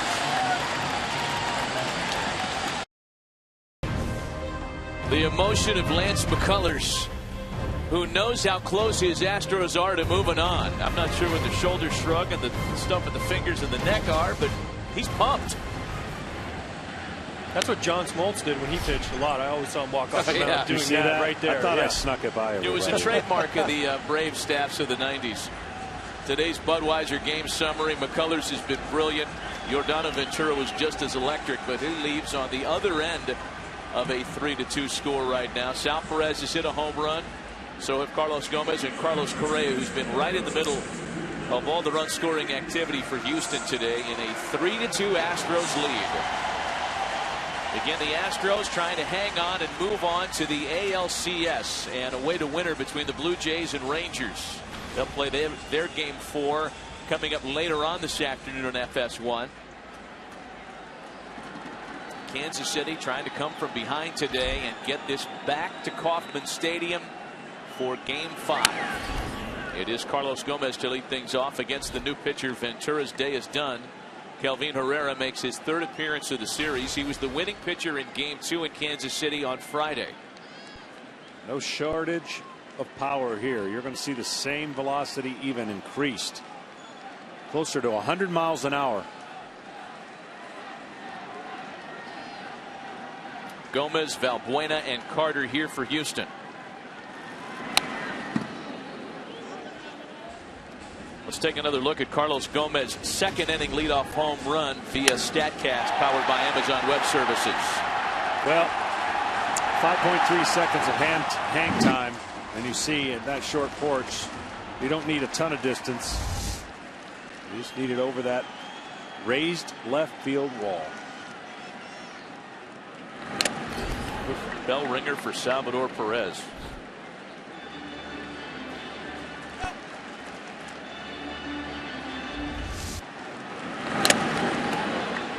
Those are the ones that hurt right there. See how it kind of got up underneath his jaw and hit his hitting lower on his mask. If it hits you kind of in the eyes or in the wide opening, those are the ones you kind of shake off quickly. But when it gets you down in the jaw, those are the ones you feel not only today but later on in the series and later on. If they continue on, he'll feel that. He'll definitely feel that tomorrow, no matter what. But if they continue to, if the Royals find a way to win this game, his next time out there behind the plate, he's definitely not going to be so aggressive and looking forward to those foul tips, because those are the ones that ring your bell and wake you up.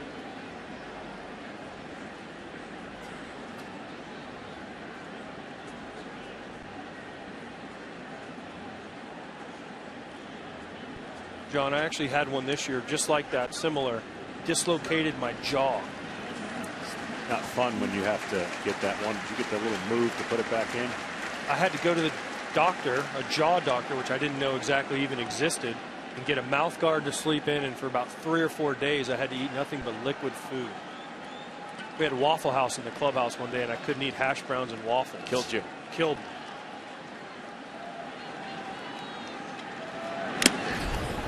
Big swing and a miss. That foul tip hung onto by Perez despite having his bell rung on the previous pitch. And there's one away here in the 6th. This is just old-fashioned hardball right there. You see Gomez falling over as he swings. But he just threw it right by him. He threw it by him 4 straight pitches. Kelvin Herrera is not short on velocity. So with one gone now, that'll bring in Luis Valbuena as Herrera strikes out his first opponent in this assignment. And it took something for Herrera to get into the ball game.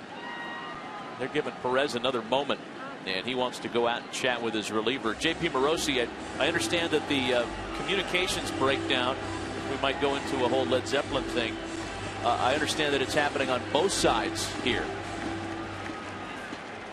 Is the fact that the Royals, they don't have their bullpen phone working, so the Astros don't have access to theirs either. So now it's up to the outfielders to relay back and forth. Well, that message will be conveyed somehow, as everybody has to do it the old-fashioned way now in the absence of that telephone communication.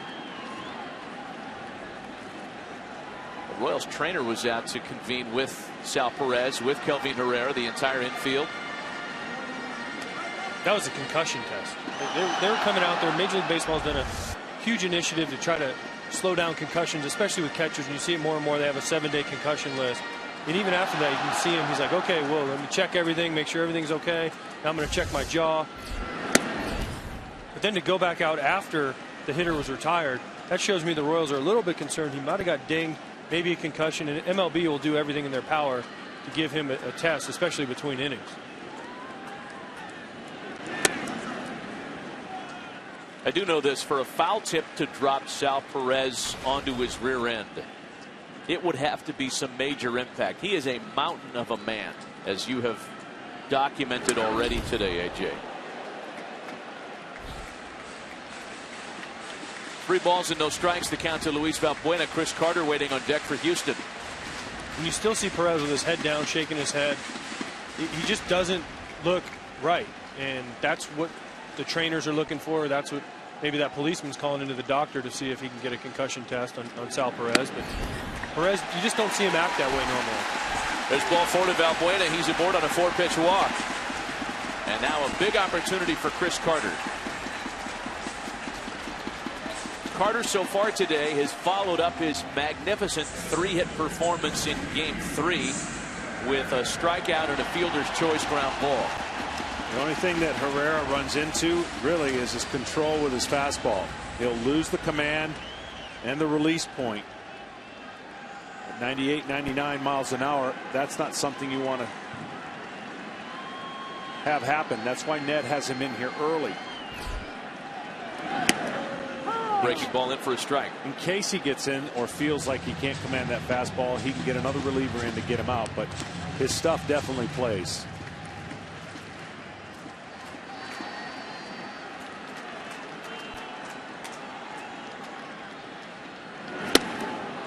Way out in front. So what happens when you struggle with your fastball? You go to your slider and you get 2 quick strikes.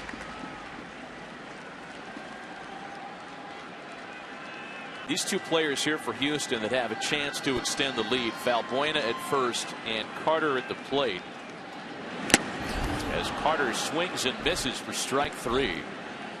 They are 2 of the players that make the Astros' success, at least on paper, so unlikely. Houston's the first team ever with 2 or more players, to hit 2 1/4 with 20 home runs through the course of a regular season. I mean, you can survive, a lineup can survive one of those guys generally and be okay. Fact is, the Astros have a few of them. They are a statistical outlier in so many ways. Jason Castro now. But wait, if the Astros are so based on statistics and statistical analysis and sabermetrics, doesn't it seem like they're going against their own principles with those 2 guys? But yet here they are in the ALDS, winning in the bottom of the 6th with a chance to go on to the LCS. Exactly.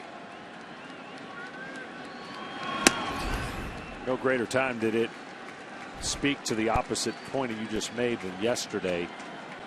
At 120 plus pitches, their best pitcher on the mound, facing a guy who had hit a home run in the 3rd at bat, and he got him out in a huge situation where AJ Hinch said, "You are my best pitcher, you get him out," and it proved to be the defining moment, and the bullpen took care of the rest.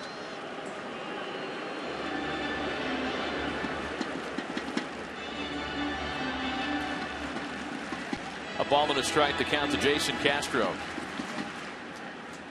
Lance McCullers doesn't quite look like he's ready to wrap it up and head up the tunnel yet.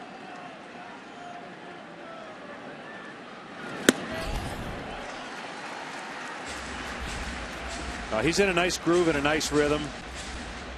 The only thing you hope for a young pitcher is that, you know, emotionally you're going to pitch. This crowd is behind you, and you don't want to spend extra energy, if you can help it, on anything else but your pitching. So that last thing that we saw him coming off, he realized what a big moment that was, and maybe he thought maybe that might be it. We haven't seen that to be the case yet. Well, Kansas City in the 7th will have Moustakas, Perez, and Gordon. There are no exhales in the Royals lineup, and we've talked about this throughout the series. They are perhaps the deepest 1 through 9 in baseball. Alex Gordon hitting 8th, Alex Rios hitting 9th. That's pretty deep. There's no one warming up in the Astros bullpen, so it's McCullers' inning. And a swing and a miss by Castro. A walk mixed in between, but 3 strikeouts in the 6th by Kelvin Herrera.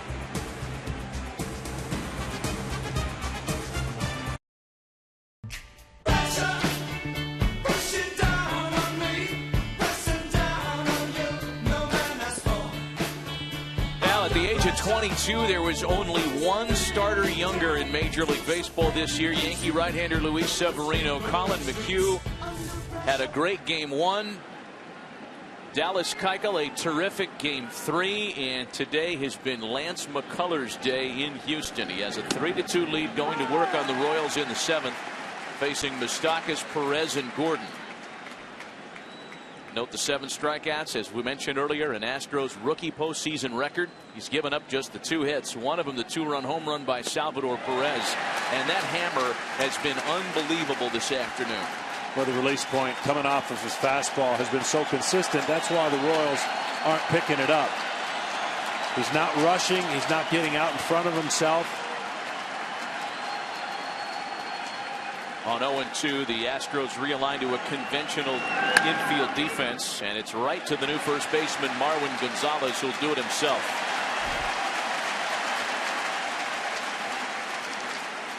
T-Mobile wants fans to share their passion, be part of the biggest 7th inning stretch. Post your photos and videos with the hashtag #TheBig7th and hashtag contest for a chance to win tickets to Game 4 of the World Series.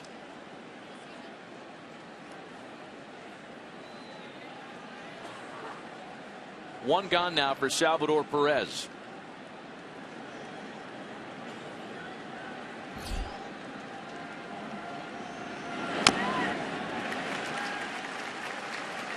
It was the 2-run home run in the 2nd that so far provided the only offense for Kansas City.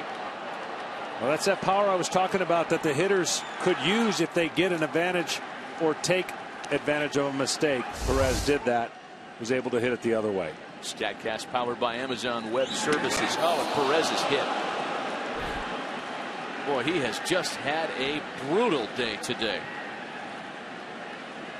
2nd hit batsman of the afternoon by McCullers. Well, I don't know what Ned's going to do. It would be the classic situation to pinch run right here with all that he's been through. Here he comes, too. Ow. Off the pad. Yeah, but you see that ball? That ball's eating at his ribs, and fortunately for Sal, he was able to. That's going to be all for the rookie right-hander.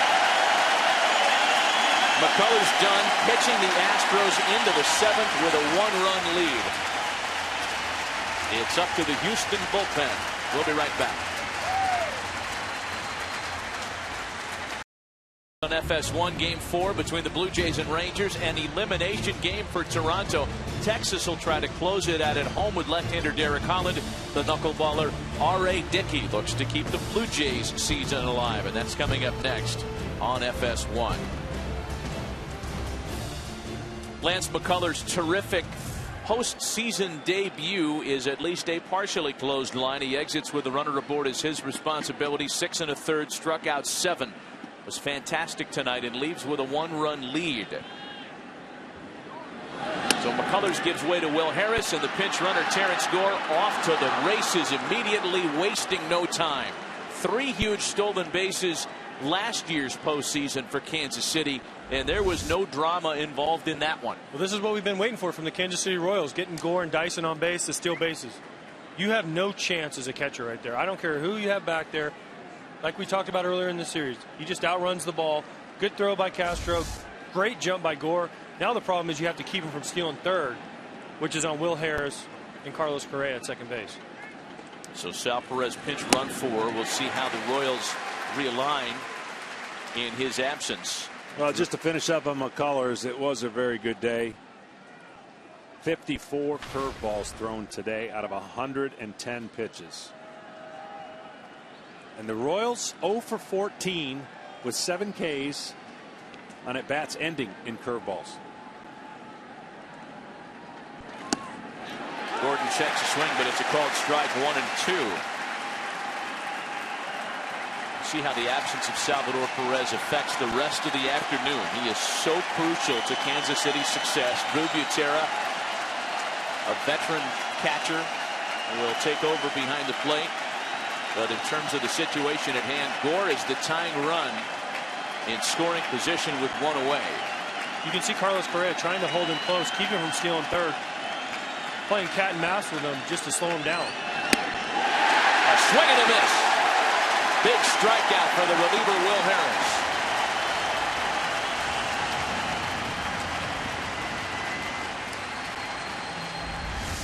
Well, as good as the Royals have been in making the pitchers work, the formula for the Astros is going to be high fastballs if you can and curveballs. You can see the colors anxiously wanting to get one more out to have him breathe a little better. Rios, a strikeout victim twice against the starter and falling behind 0-1.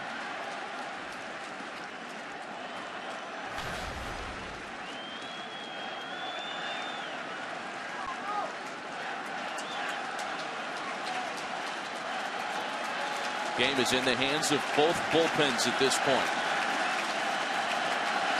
Ventura gone after 5, McCullers after 6 1/3.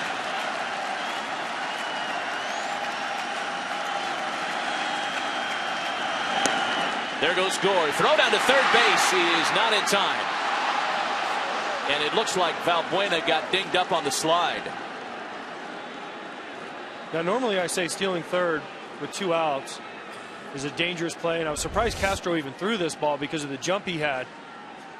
But with Gore, you got to try to get to third base, so anything can happen. A wild pitch, a pass ball, an error by the Astros, whatever it takes to get to third.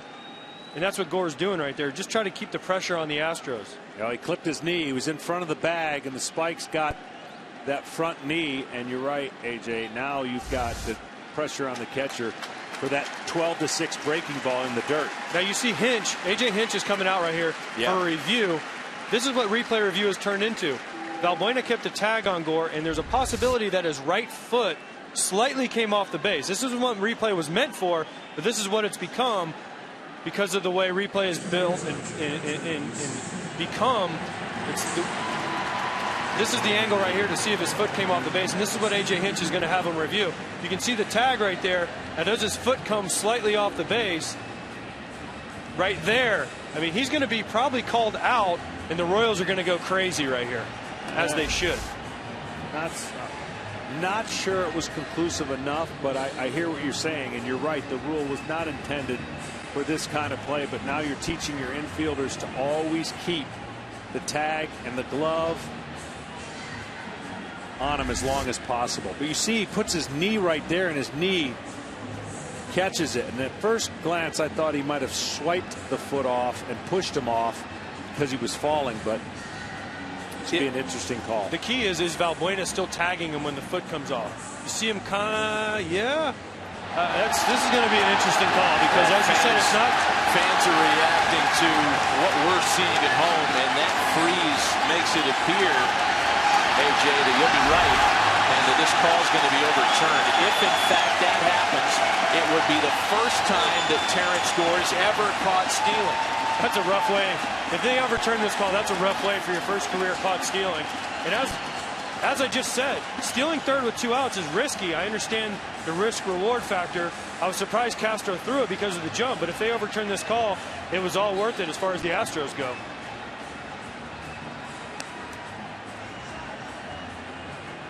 And they're taking a number of looks at this back at Advanced Media in New York. Yeah, it's a tough one for me. I don't know if it can be super definitive, but we're going to find out. They've got other angles that we're not privy to. It's happening so fast, slowing it down fraction by fraction. You can see the umpires here, Jerry Davis and Lance Barksdale. They're watching the replay on the right field scoreboard. They're not supposed to technically do that, but they are. And we've got a decision here. Calls overturned. Wow. That's how the inning ends. One of the fastest players in the game who had never been caught stealing. They get him on a replay review. Much to the delight of the home side. For the time being, that's how Houston preserves its one-run lead.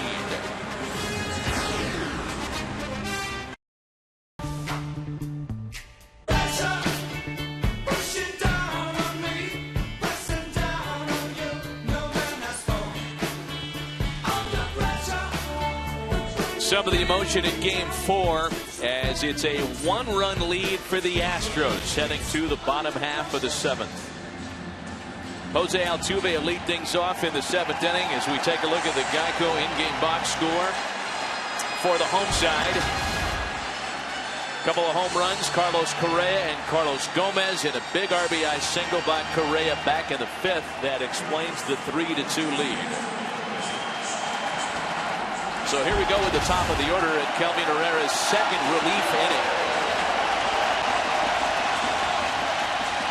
Drew Butera, as we speculated, of course, is the other catcher on the roster, takes over behind the plate for Salvador Perez.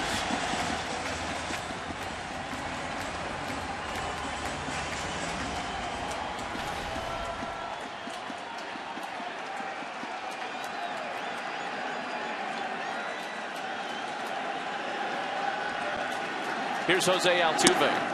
As per usual, a big swing and a miss. A guy that swings at the first pitch over 65% of the time. One of the highest first pitch swing rates in baseball. Well, a few times I've seen him go to one knee, a la Carlos Gomez. Their whole team is going to a knee, it seems like. Every swing, every fastball they swing and miss at, their whole team is falling down. I've seen Beltre hit way more home runs than any human should off his knee. Saw the note on Altuve, the 0 for 14, his longest drought of the season.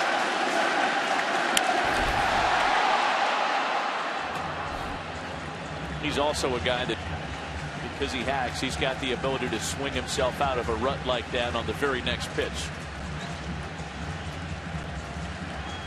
As you start to peer ahead on the scorecard, 8th inning for Kansas City, they'll have Rios, then the top of the order guys. 2-2. Well, I always love watching guys play in the postseason, see what their internal clock's doing. Does it speed up? Does it slow down? And a guy like Altuve, obviously waiting a long time for a lot of rough years with this organization, now getting to experience the postseason.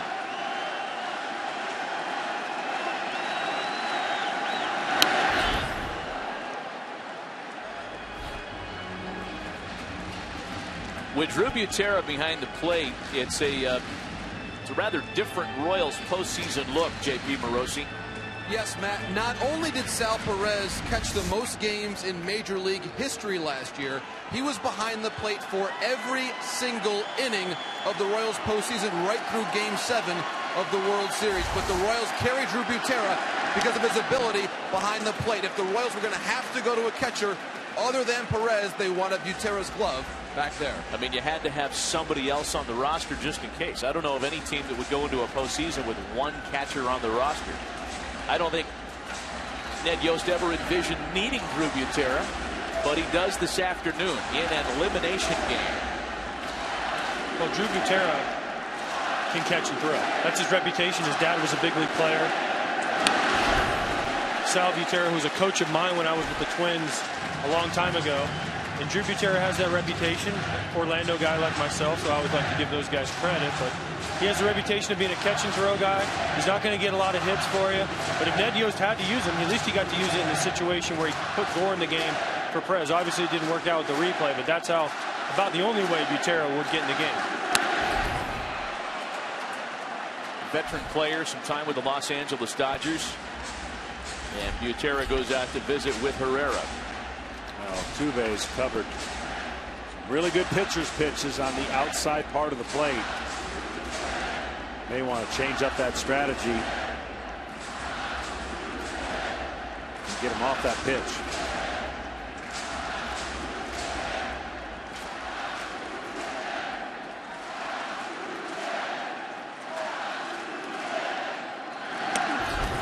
Get on the hands, and it's a full count.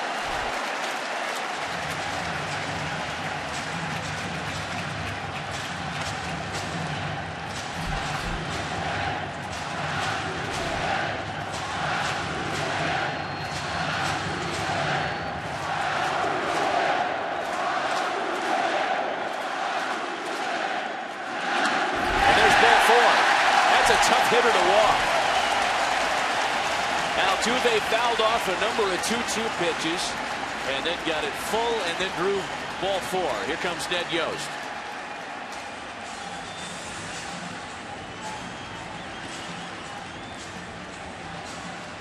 Ryan Madsen's up in the bullpen for Kansas City.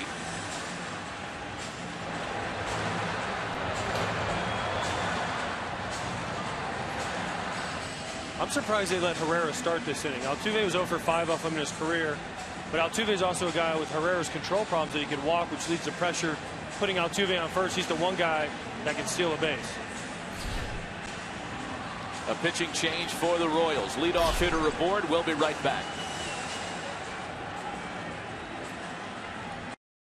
Was the last time both American League Division Series went all 5 games. And then as a special bonus, who were those teams, who were the winning pitchers in each game, and who were the league MVPs. Ryan Madsen extracted out of the Kansas City bullpen. And he'll try to cool things off here with the leadoff hitter on base. We'll face George Springer and Carlos Correa. And then Colby Rasmus would bat third. He's going to have to not only get a tough hitter or 2 out, he's going to have to maintain his quick pitch or try to do everything he can to keep Altuve from stealing.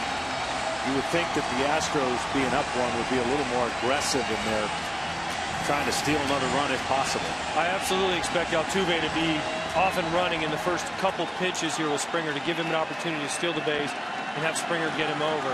Madsen has a little bit longer delivery, a longer arm action. Therefore, he's a little bit slower to the plate than what Herrera would have been if he was still in. Jose Altuve was caught stealing in game 1. Here's George Springer now falling behind 0-1.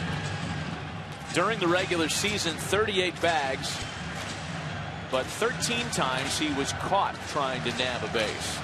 This is a point in the game. Obviously, when you're against elimination, you can't afford to have this team or the team you're playing get any more ahead of you. 1 is doable. There's no doubt the Royals would love to keep it right here, but you start getting bonus runs this late and the air kind of starts going out of your body and the place here starts picking up as they inch closer and closer to thinking about winning a series. You can feel the end as a player. Yeah. When you start falling behind, especially 7th, 8th, 9th, you're on the road, the crowd's going crazy, they sense a clinch coming up. As a player, Jose Altuve's lead, courtesy of StatCast, powered by Amazon Web Services, as Springer bunts one foul.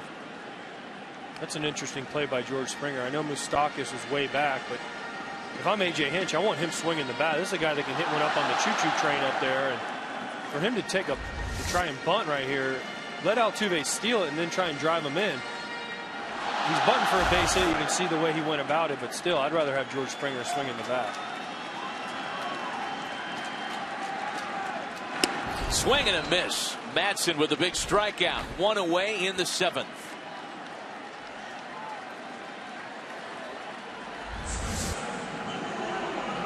That's his 3rd strikeout, so you wonder if he wasn't tracking it very well and thinking maybe he could try to get a bunt hit in the worst case scenario, get the runner at second with 1 out for arguably the hottest hitter we're going right now in their lineup, Correa. At least today he's the hottest hitter. Yeah, today, exactly. Carlos Correa has homered and driven in a run with a base hit today. 1 out, 1 on. The home run by Carlos Correa in the 3rd, by the way, the 7th home run this postseason by a rookie player. The record for home runs by a rookie in a single postseason is 9 back in 2007. I mean, this postseason is just underway. Well, they'll shadow that. I mean, everybody's got those rookies on their team now, it seems like. Tommy Pham of the Cardinals, Michael Conforto with the Mets among those. Here's Correa's blast. What a swing. That ball's 6 to 8 inches off the plate in. In his previous at bat, he got drilled. And for him to go up there, he must have been thinking, hey, he tried to pitch me in my first at bat. I'm going up there cheating. He got it. He didn't miss it. And that's just an amazing swing for a 21-year-old kid to throw out there.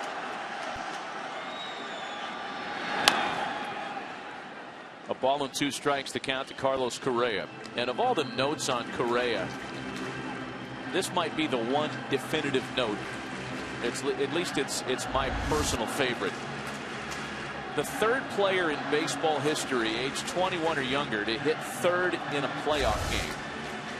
The first 2, DiMaggio and Mantle. I'd say those guys worked out okay. You know, not to put any more pressure on a guy, that you're talking about some pretty heady stuff there. Well, Smoltz, you faced those guys, right? What was it like? It was tough. It was tough. It's a ball and 2 strikes to him. See, anytime I can throw that out there, because this year playing with Atlanta, I had to hear about playing with Babe Ruth. Being on the train. Yeah, facing Catfish Hunter and Yaz and all those guys. Well, Madsen just misses. Really wanted that pitch. A 97-mile-an-hour fastball that just missed up and away. Tell you what, Madsen's got such an arsenal for a guy coming back for his story from surgery and the time it took him, the setbacks he's dealt with. His fastball changeup combination is as filthy as it gets.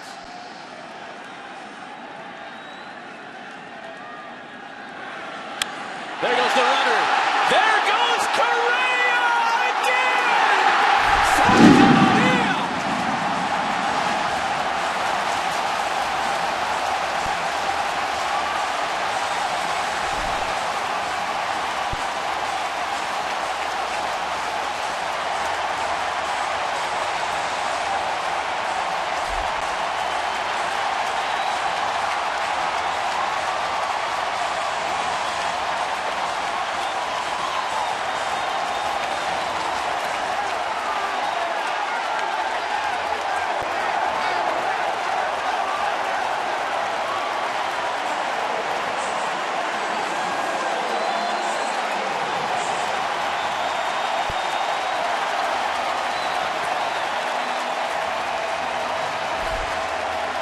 The 21-year-old rookie shortstop. His 2nd home run of the game. 5-2 Astros. And now Colby Rasmus with one away. No sooner did I talk about the fastball changeup combination. That changeup leaked. Was not exactly where he wanted it. And a kid who's so balanced at the plate, never seems like he's out in front. Crushed it. That was a laser. There's no other way to describe it. Altuve stealing. Correa just hit a laser. Changeup. Staying back with 2 strikes off a guy who throws 97 miles an hour. We can't say enough about this kid.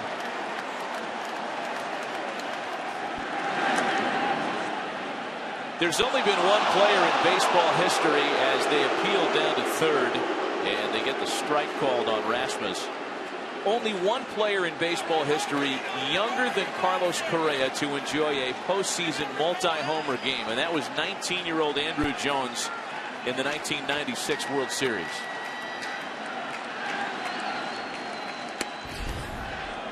I remember that. That was the game I got a chance to pitch, and he hit 2 home runs.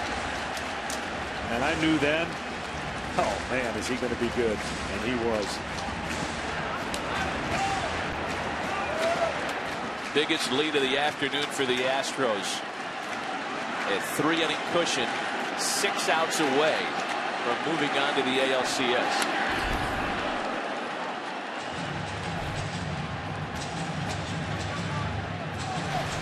Two balls and 2 strikes to Colby Rasmus.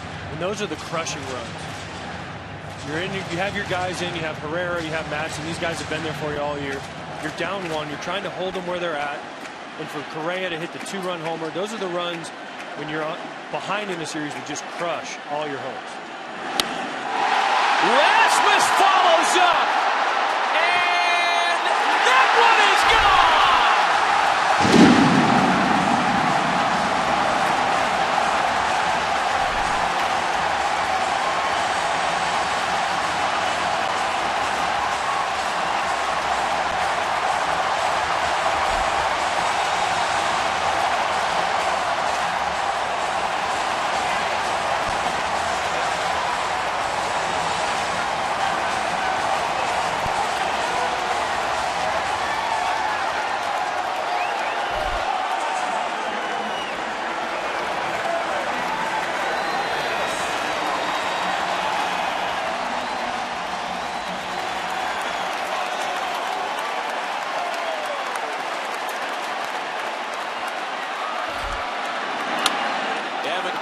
with the bouncer up the middle. That'll get through.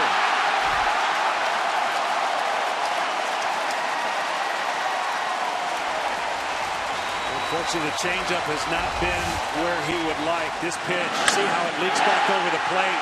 You know it as a pitcher. It doesn't feel good. And then I talked about Colby Rasmus. Rasmus, the same thing, down and in. This kid right here,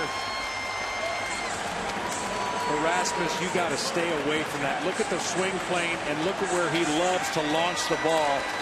Just stayed inside the foul pole.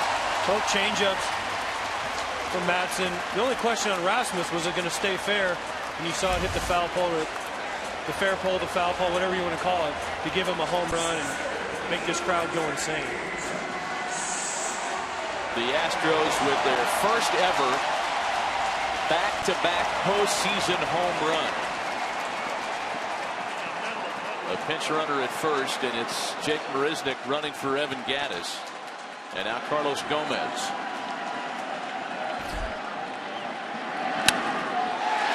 Gomez punches it into right.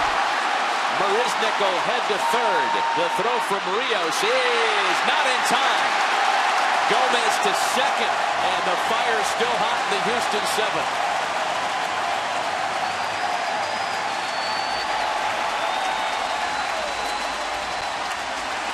Slider from Madsen. Carlos Gomez does a great job of hitting the 3-hole. Marisnick, great base running, putting the pressure on Rios. Rios missing the cutoff man. And Gomez doing an amazing job, a tremendous job, following it up on the backside, eliminating the double play, forcing the Royals to bring their infield in with Valbuena. That was just good base running by the Astros, continuing to put pressure on the Royals.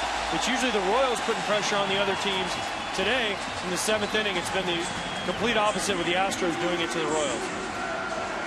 Well, Rios did not do a good job. He's got like a 3/4 throwing motion, so the ball sails on him. He doesn't get on top, and that sailing throw to third allowed Gomez to go to second. Now Luis Valbuena with the Royals bringing the infield in. Still only one away. This is it right here, John. These next two hitters, if they get these 2 runs in, you can pretty much wrap it up for me. If you go down 8-2 right here, in the top of the 8th with only 6 out left, you can pretty much wrap it up for the Astros, and you can start planning your celebration.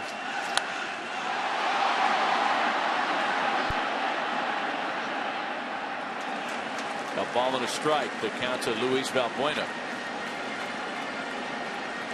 Boy, this has been the home run series so far in the postseason. The Royals and Astros have combined to slug 14 home runs. The other 3 division series combined have seen 14 home runs.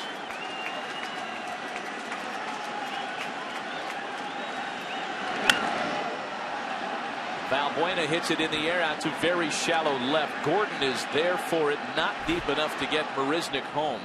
And there are 2 gone.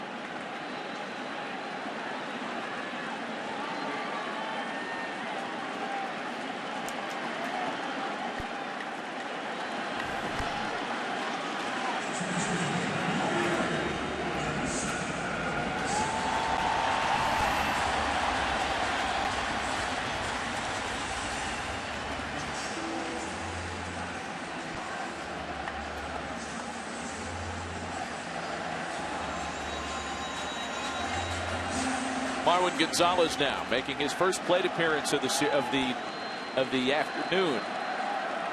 That is after coming in defensively last inning. The 8th Astro to bat in this bottom of the 7th.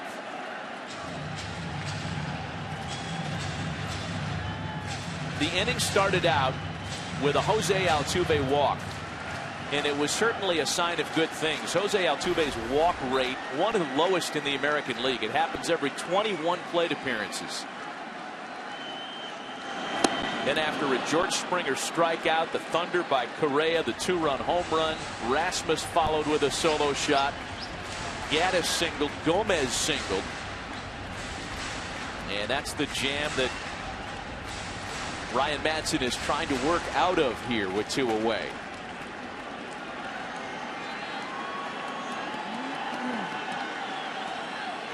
0-2 to Marwin Gonzalez.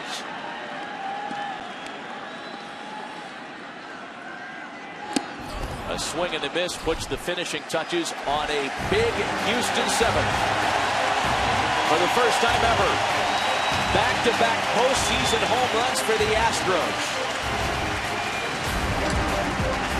6 outs away from an in the ALCS with a 6-2 lead.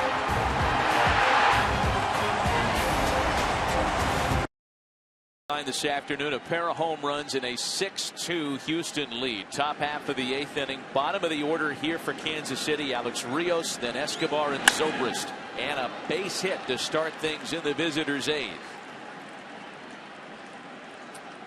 Well, the reactions from the bench after Correa's second home run were big.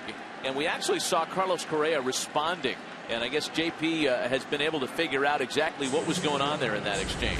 Yes, Matt, there's a story behind this. Before Carlos Correa's at-bat, George Springer told him, hey, you're going to hit a home run right here. So this is Correa thanking Springer for being right. Springer related this story to me as he was taking the field for the top of this inning. There was a second half of that prediction, Matt. Springer said he thought he was going to hit a double as well. That didn't quite work out, but obviously 1 out of 2 ain't bad there. Yeah, I think he only had the chance for one result, and they got the one they wanted in the home run.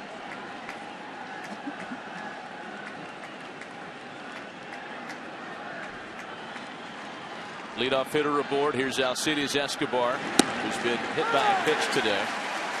For those of you tuning in for Game 4 of the Blue Jays Rangers series, we'll get you out there immediately at the conclusion of this one. In the meantime, it's available on MLB Network and streaming live on Fox Sports Go.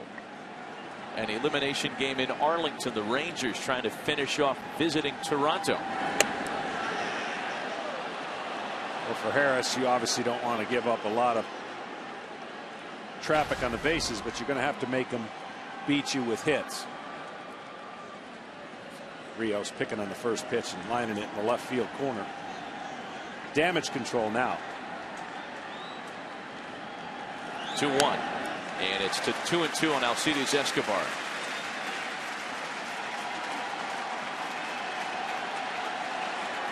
Middle of the Kansas City order. We'll have at least one more opportunity in this one. Will Harris has that combination we've talked about with the Astros love. High fastballs and cutters, and then curveballs off of it. He's like one of their starters coming out of the bullpen, whether it's McHugh, McCullers. This is the combination that not only A.J. Hinch, but Brent Strom, their pitching coach, loves.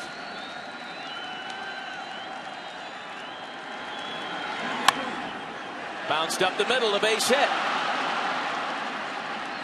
And that brings the tying run into the on-deck circle. Runners at first and second, nobody out. A reminder, today's telecast is sponsored by DirecTV. Call 1-800-DirecTV. By Cialis. And by Esurance, the official sponsor of Major League Baseball. Here comes Brent Strom to chat with Harris now, as Tony Sipp is up in the Houston bullpen. The largest deficit that the Royals overcame to win a game this year was 4. They beat the Toronto Blue Jays on August 1st, down by 4 runs at one point. And we all remember last year's wild card comeback. Down 4 against Oakland in an elimination game.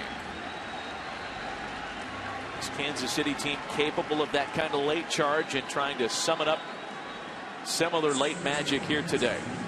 And once you go through something like that, it's not like you can push a button and always come back dramatically like that, but you know it's in the back of your mind that you've done it. So you put together good at bats, you try to pass the baton on as a hitter and say, I'll do my part, you do yours, following that at bat. Strike one to Ben Zobrist.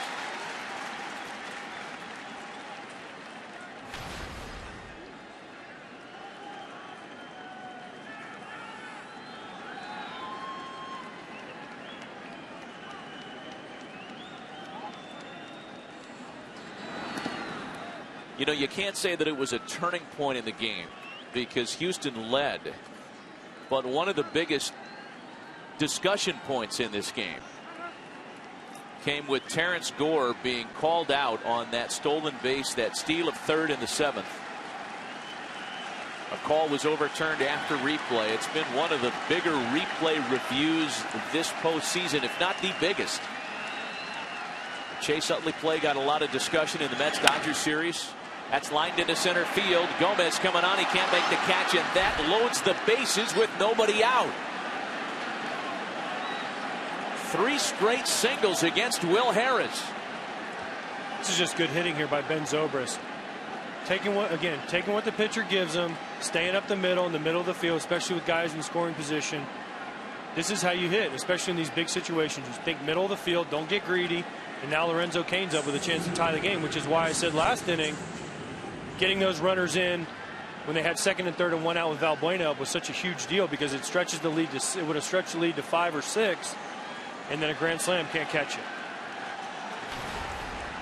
Cain's 0 for 3 today. A couple of strikeouts against Lance McCullers.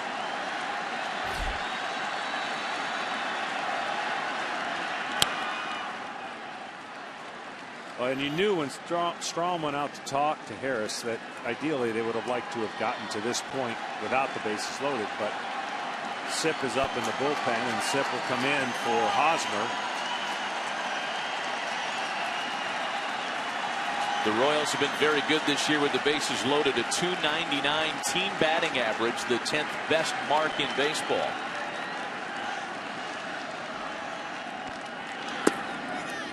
If you're the Astros, you're trading out for runs because now you got bases loaded, nobody out, and you try to do serious damage control. And if you're obviously the Royals, you're just trying to get closer. You know, if you could tie the game up or take the lead, that would be unbelievable. But you want to get closer. So productive runs in this inning are huge, because you know you're going to face Gregerson.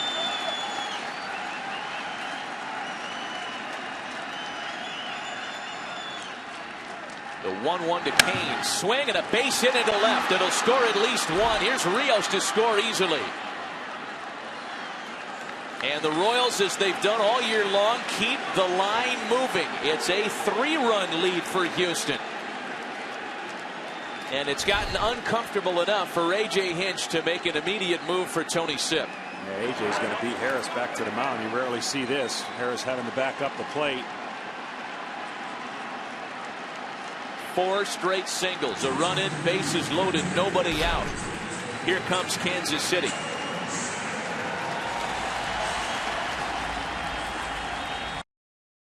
DS went 5 games, 2012. Yanks, Orioles, Tigers, A's.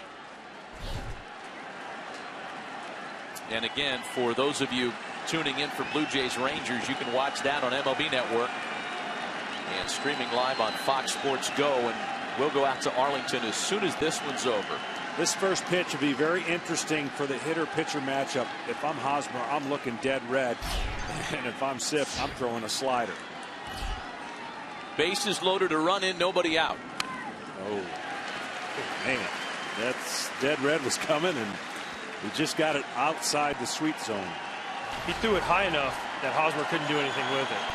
Well, what that does now, you escape that first pitch, right? The aggressive momentum of the Royals. Now you can go to that slider and see if you can expand the zone from Hosmer. Tony Sipp, one of the most effective left-handed American League relievers during the regular season, and he's appeared in every game this postseason for Houston. Hosmer swats that one into the corner and foul, falling behind 0-2. 0 for 3 today and 2 for his last 14 with runners in scoring position. If there ever was a time, right now, Eric Hosmer, season on the line, series on the line, everything on the line right here off a tough left-handed pitcher. This is when the Royals, he's your 3-hole hitter, your 4-hole hitter, your cleanup hitter, the guy you're counting on. This is when you need to pick it up. Kendrys Morales waits next. Bases loaded, a run in, nobody out. After a 3-run 7th by the Astros, Kansas City has countered immediately.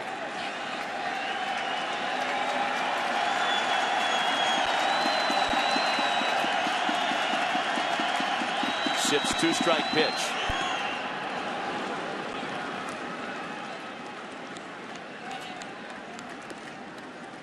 Sipp has been really good. Slider, slash, and changeup. Fastball command has put him in a nice situation. Although he got a Hosmer to swing at 2 pitches out of the zone. Escobar, Zobrist, and Kane aboard with nobody out.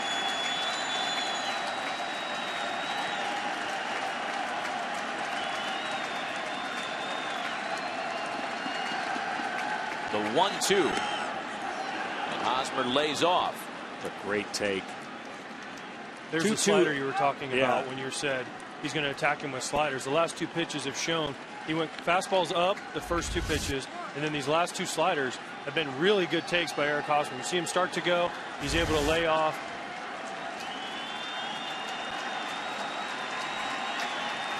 What we call action pitch when you're a pitcher. You don't want to have to go to 3-2 if you can avoid it.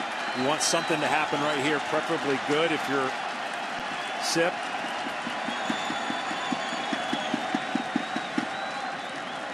The 2-2 to Hosmer. Swung on, lined into right field, a base hit. The line keeps moving still. 5 straight hits have opened the top of the 8th. And it's a not so comfortable 2-run Houston lead. Boy, what a fine 2-strike plate appearance that was by Eric Hosmer. Well, and you know, we've said this throughout their lineup. That's what they do. They're not going to be nervous by the situation. They've come back before. They put together grinding at bats. You know you've got 2 innings left in your life for your season, and you don't want it to go when you're down 4 and just walk away. You're going to grind, and they are grinding. They also have the merry-go-round going with the bases loaded. They're just getting singles, or they're 1 base at a time. Normally, if there was 2 outs or something, you would have seen the third base coach send them. But with no outs, the pressure's still on Tony Sip right here. They just 1 base at a time until something makes them, someone hits an extra base hit or something makes them change their mind. But right now, they have the merry-go-round. It's been a whole different story since Lance McCullers was removed after 6 1/3. That's when, not coincidentally, the Royals lineup has come to life. Here's Kendrys Morales now, the switch hitter, batting from the right side. He went 0 for 3 against McCullers as a left-handed batter today. The power from Morales comes left-handed. Still a good hitter from the right side, but as is the case for many switch hitters, higher average right, more pop left. Well, you saw that changeup right there. It's almost that the Royals take their chances early in the count and then buckle down when they get 2 strikes. They don't have a lot of home run cuts with 2 strikes.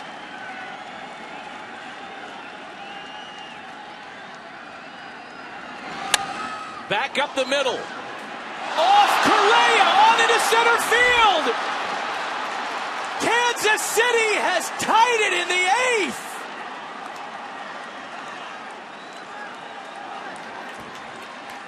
I'm telling you right now, that ball had 2 different spins working. Of course, it was spinning funky when Sip deflects it. When we take a look at this next hop, it does not hop the way Correa thinks. We've seen him handle just about everything. This ball goes off the glove, changes the spin, and then look at that hop right there. Almost climbed the ladder. You could see him keep his head on the ball. This could have been an easy double play. Watch this hop right there. See how much higher it goes? That ball just did not go anywhere close to where Correa thought, as he was planning on stepping on second base and throwing to first. You can also see him tuck his head a little bit, already starting to look at the bag.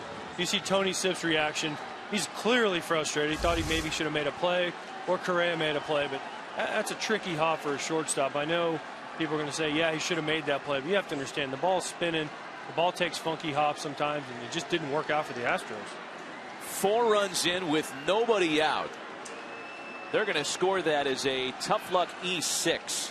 Wow, I put down single because that's the first mistake I've made in 4 days now with my scorecards. Get the whiteout out. Here's Mike Moustakas. The infield is in. There's a pinch runner at first as Gerard Dyson takes over aboard for Morales. Well, the Royals on the base pass did not take anything for granted right there. They were aggressive. They went first to third, and the runner on second got a good break to score all the way from second to tie this game up, and they're in a bonus situation now with nobody out. Dyson will be going here really early. A strike to Mike Moustakas. There's still nobody out.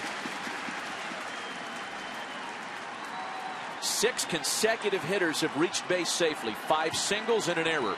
4 runs. A nightmare situation for an Astros team that had grabbed a 6-2 lead moments earlier.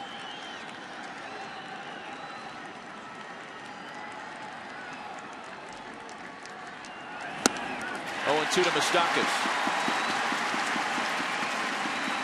Well, with the infield in, Altuve in on the grass. Correa still could field the bag if they decide to steal here with Dyson. But another 2-strike count with the Royals battling with 2 strikes. Somehow, someway, Moustakas is going to have to make contact. John, you're right about the positioning of the shortstop. Normally when the infield's in and a runner's on first with speed, he can walk to second base because of the way they're positioned. No one can get to the base. But you see Correa right there is actually almost halfway to where he can still cover if Dyson steals and they feel they have a shot at him and throw him out at second for an out. It's a different defense than you normally see, especially when the game's in the line and the infield's in.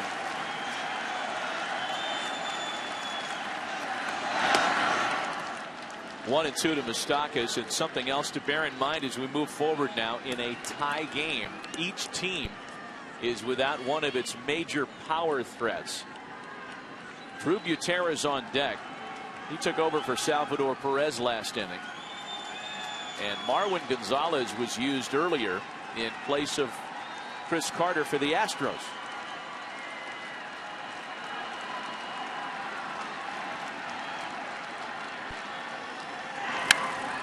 Moustakas hammers that one just foul. Nice play by the ball boy down there. One hand carrying the stool.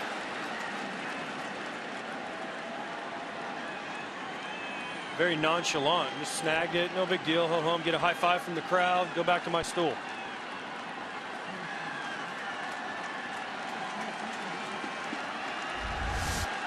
Watch this play by the ball boy. This ball's smoked right here. He gets up carrying the stool. No big deal. I'll catch it. Take a hand to the face by the fan in the front row. Sit right back down. Go back to chewing gum and watching the game.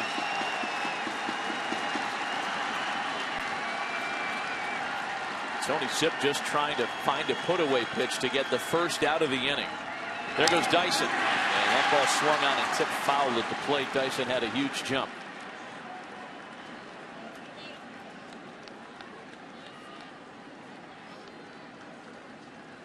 The Royals started this inning 3 for 21 with runners in scoring position. This inning, they are 3 for 4 in those situations. Crazy game.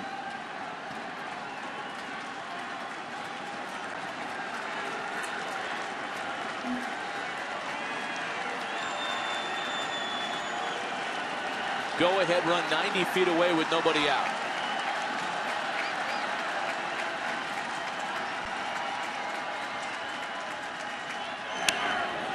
We've talked about the adjustments that Mike Moustakas has made against left-handed pitching, and the fact that by this time of the season it's really a lot harder to stunt him with situational changes.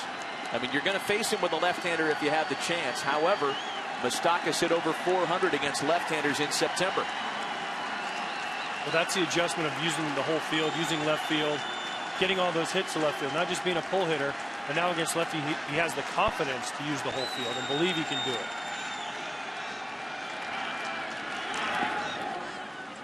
Two balls and 2 strikes. You're just watching a team, and with Altuve moving in more and more, the likelihood of Moustakas, I mean, think about the odds of hitting the ball right at Altuve, but that's what they're hoping to prevent the winning, the go-ahead run from scoring. But I have watched this all series, and as a pitcher, you just have to tip your hat sometimes to a hitter who keeps spoiling pitches and then changes his approach. There's not a lot of teams, lineup 1 through 9, that could do this, and that patience. We talked about power versus patience. The patience is finally paying off for the Royals.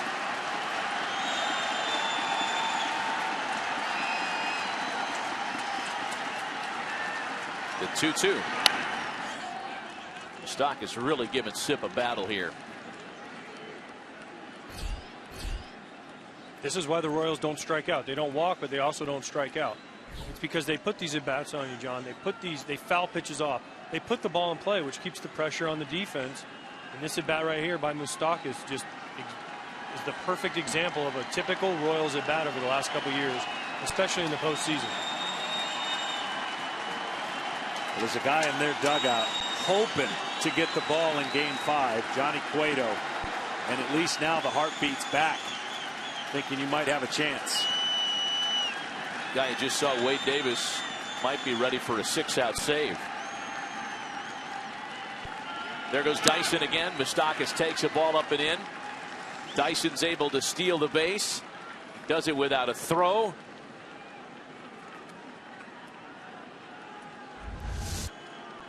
We talked about the awkward defense earlier. You can see Correa doesn't even cover. Therefore, Dyson has an easy shot at stealing second base. That's when the infield's in. That's the position you're put in because you can't clear the shortstop in order to open up the entire left side of the field. You have to concentrate on the runner at third. That's the one that really matters.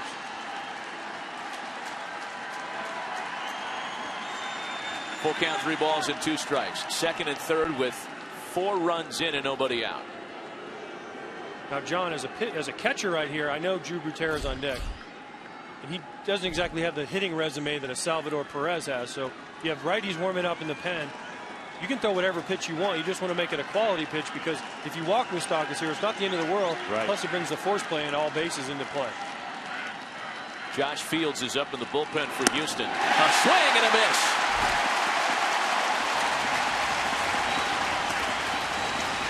Finally, the first out of the inning.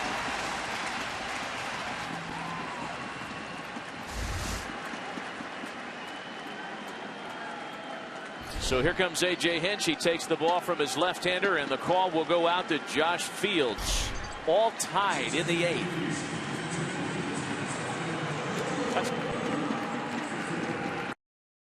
And then this ball that was ruled an error by the rookie shortstop, Carlos Correa, have led to 4 game-tying runs here in the 8th.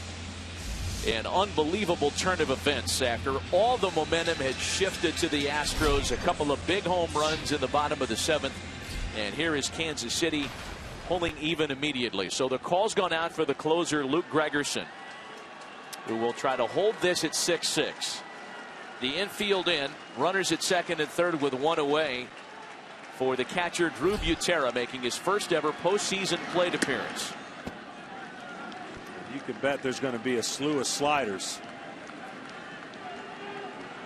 going through the signs. It's not out of the possibilities for a safety type squeeze or even a squeeze. I'm thinking suicide squeeze. He's out of the windup. There's no way to change his motion. Butera, it's definitely in the realm of possibility.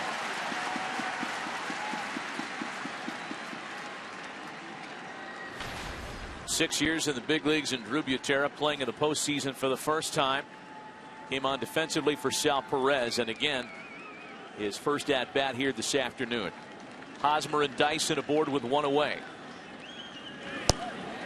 Boy, Hosmer's making you think about it, isn't he? You know, it's amazing to me. You know, I know how hard it is to hit. Obviously, I've made a living trying to make sure that was possible, but the fact is that you know a slider's coming and that pitch is about 2 feet off the plate, and the anxiousness. Now he hasn't got many reps at the plate. You're exactly right, John. It's knowing what's coming and being able to lay off the ball sliders that makes good hitters good and bad hitters bad. Well, wow. He almost yanked that one all the way to a different town. Wow. That is an amazing stop. That I want to say that was skill, but that ball just found his glove because that ball was actually by him. And Castro, if they don't score to take the lead right here, you can give Jason Castro a huge pat on the back, as A.J. Hinch knows well, being an ex-catcher.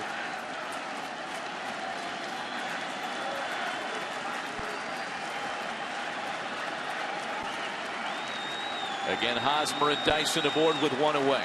2 balls and 2 strikes to Butera. Hit play and foul.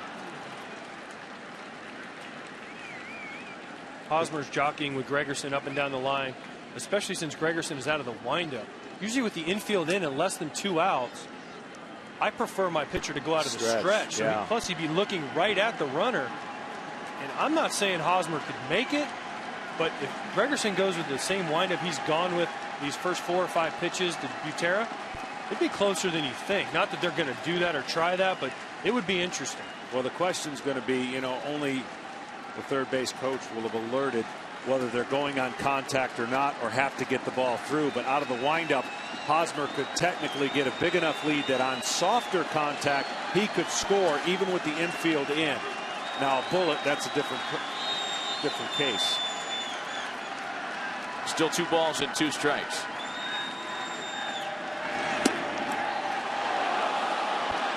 Full count. After watching, you're talking about going on contact and not going on contact. After the ball Butera put in play, Eric Hosmer didn't move. So as a catcher, you always want to know, hey, can I get a heads up whether he's going on contact or making it go through? He didn't move right away. So for me, that tells me that he's not going on contact. Maybe that's changed here with the full count. But as a catcher, you look up and see him not go anywhere. That tells me he's making it go through. The 3-2 home. Luke Gregerson faced the Royals as an Oakland A in last year's come-from-behind wildcard win, and although there were no earned runs charged to Gregerson, he came on in that 4-run rally, threw a wild pitch, and allowed damage on someone else's watch. It is an eerily similar situation here against Kansas City. Butera spoiling him off to stay alive at 3-2. I'm telling you, I mean, Hosmer can run. I hear what you're saying too. If it was maybe even somebody else and they don't get the job done here, he could steal home based on how slow he's going out of the delivery if he times it right. Obviously no chance to do that right now as Butera is battling at home plate with 3-2 count.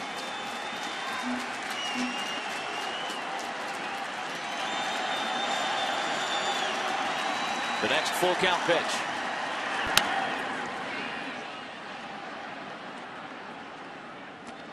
We keep talking about Hosmer and scoring or stealing home or whatever it is, but you can only, as a runner at third, take a lead as big as the third baseman is off the bag. So you're always looking at the third baseman saying, okay, he's 4 steps off. I can get 4 steps without feeling uncomfortable. The time that it's really uncomfortable is when you're in the shift. The defense is in a shift, and you feel like you're all the way at home plate, and you're about halfway down because there's no one behind you. And Butera is able to check his swing and draw ball 4. What a terrific plate appearance. That really was. But the difference is once you start your windup, you can get a huge lead because of the time it takes him. Once he goes to that sidestep, he is much slower out of the windup. That'll bring up Alex Gordon, who under a completely different set of circumstances yesterday got to Luke Gregerson, an opposite field solo home run in the ninth that made it 4-2. Kansas City was unable to post anything further. But here you have the same matchup with the bases loaded in a tie game and only 1 away.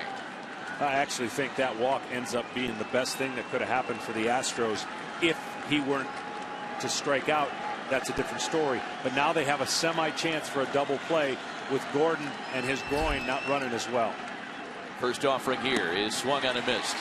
It's still interesting he's going out of the windup. I still would want my pitcher, especially with the double play set up, to go out of the stretch, because the guy on first now can get a bigger lead because he knows there's no possibility, the first baseman's in front of him, there's no possibility of them possibly picking behind me with the pitcher and the first baseman. I mean, Gregerson's giving these guys gigantic secondary leads. If there's a ball hit anywhere in the outfield, not that Dyson wouldn't score anyways, but it makes it a lot easier on him.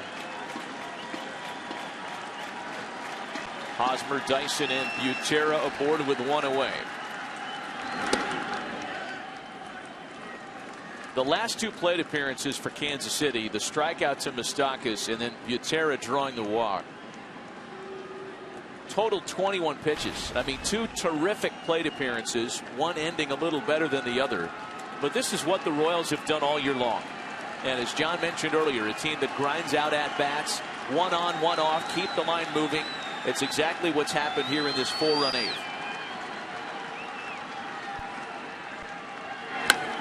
Gordon bounces it to second. Altuve gets to it to get the out at the bag, but the Royals have scored their 5th run of the inning to take a 7-6 lead.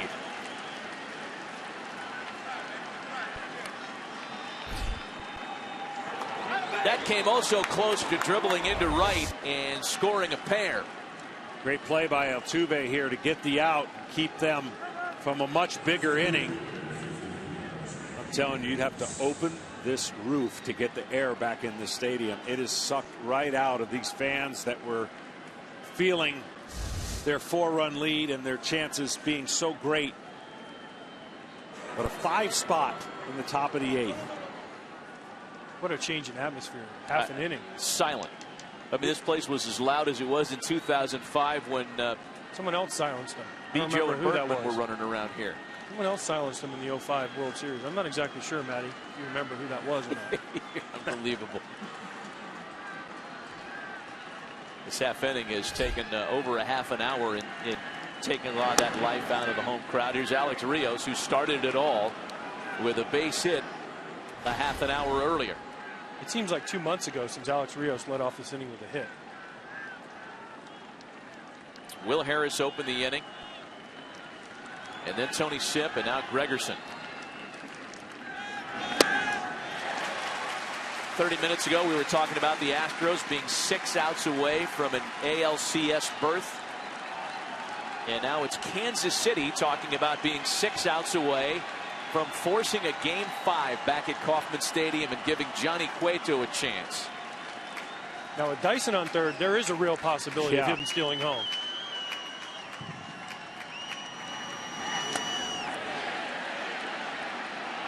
No swing on the appeal, 2 balls and a strike. Dyson's got a huge walking lead. I mean, he's drifting halfway to the plate.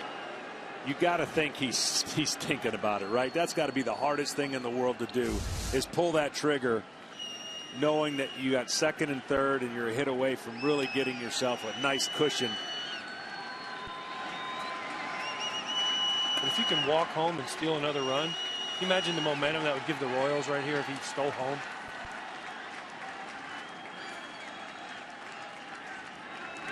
I'll tell you what, he sped up that delivery a little bit right there. And I think that's affecting Gregerson's ability, because he has to check the runner and it messes with his timing of his motion. You see Dyson fake break right here, and Gregerson usually has a little bit longer of a pause, but he couldn't do that because he saw Dyson take off. And even after he let the pitch go, you saw him kind of sneak a sideways glance over there at him.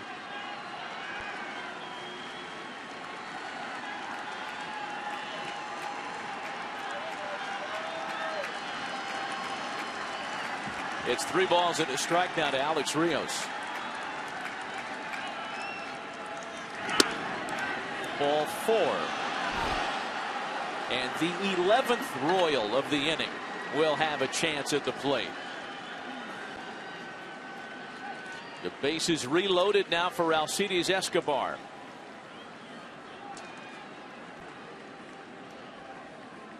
And we're going to have another pinch runner, as Paulo Orlando will run and stay in the ballgame in right for Alex Rios. Yeah, not only does this give them more speed, but it improves their defense. Would have made the move regardless. That's the way Ned has done it. And I talked to Ned earlier in the series, and he was hoping to keep Davis to 1 inning in a perfect world. Looks like it's going to be 2 innings for the big man. Escobar's been hit by a pitch, singled and scored. The base hit, the run came this inning. A strike, and it's 0-1. These Royals just keep bringing in guys that can fly. Dyson, Gore, Orlando. When I was with the White Sox and he first was signed by them, he was our designated pinch runner in spring training for me, and he would score every time. Steal second, steal third, if I ever got on base, that is. 0-2. Joey Corey used to call him our spring training MVP, because he'd get on every time he seemed to come into a game, he'd score a run, and he was so fast and people didn't know him because he had number 89 on his back or something, and he would hit a chopper in the infield and guys would lay back on it, and he's already almost on second base by the time they threw it to first.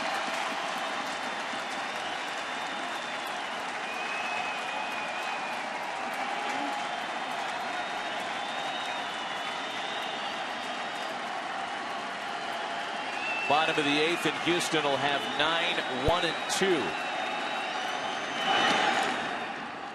Castro, Altuve, and Springer. Again, bear in mind some of the changes here that have taken Evan Gattis away, Chris Carter away.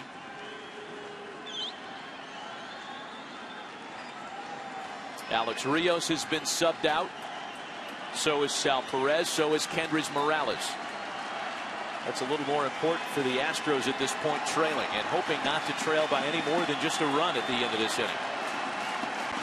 And Butera had an incredible unnoticed at bat that won't go in the scorebooks as something you were going to recognize other than a walk, but a big one.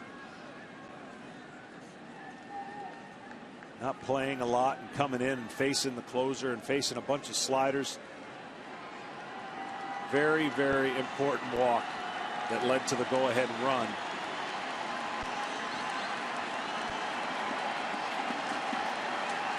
Again, the Rangers and Blue Jays are on MLB Network. We'll bring you that one as soon as this one comes to an end, whenever that may be. It's already a 4-0 Toronto lead in Arlington. You know, nobody expects out of Luke Gregerson to be that big-time velocity put-away closer. But in the postseason, you see the difference between having that plus stuff closer and a guy that does it on guile and finesse. Yeah, he almost has to pick and choose his spots to throw a fastball. His fastball is a show pitch for that slider. And he's still checking out Dyson. He's still worried about him. Here's the next 1-2. Dyson had him right there. You can't go with 2 strikes, but he's looking over and he's going, oh my gosh. Yeah. Because Gregerson put his head down this time. More times out of not, he's looking. Now watch him put his head down right there. He's got it. But you can't go with 2 strikes. He wants to go. Oh, he is taking everything in his power for being over there all this time to not go. And Ned Yost, he's looking into the dugout at Ned Yost saying, just please let me go. If there was less than 2 strikes, again, I wouldn't be surprised if he would have tried it.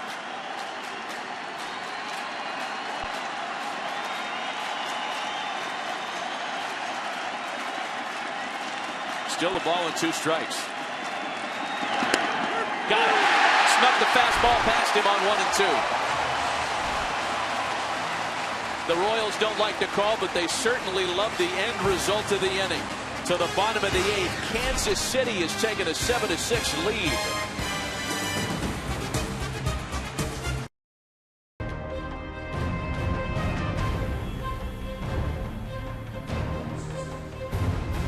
After the 7th inning, it looked like Houston had punched its ticket to the ALCS. Kansas City, feeling otherwise, came right back to score 5 the very next half inning and take a 7-6 lead as we start the bottom half of the 8th. Welcome back to Houston. This has been a wild afternoon with Hall of Famer John Smoltz, A.J. Pierzynski, John Paul Morosi, Matt Vasgersian here at Minute Maid Park.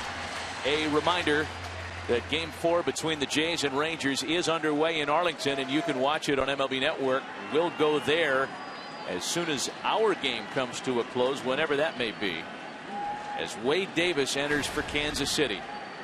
He will try to convert on a 6-out save opportunity. At least that's the design for Kansas City. Jed Lowry will be the first to face him as a pinch hitter and fades a little pop back of shortstop for Escobar. In fact, let's find out what's happening in Arlington and check in with Kevin Burkhardt back in our Los Angeles studios. KB.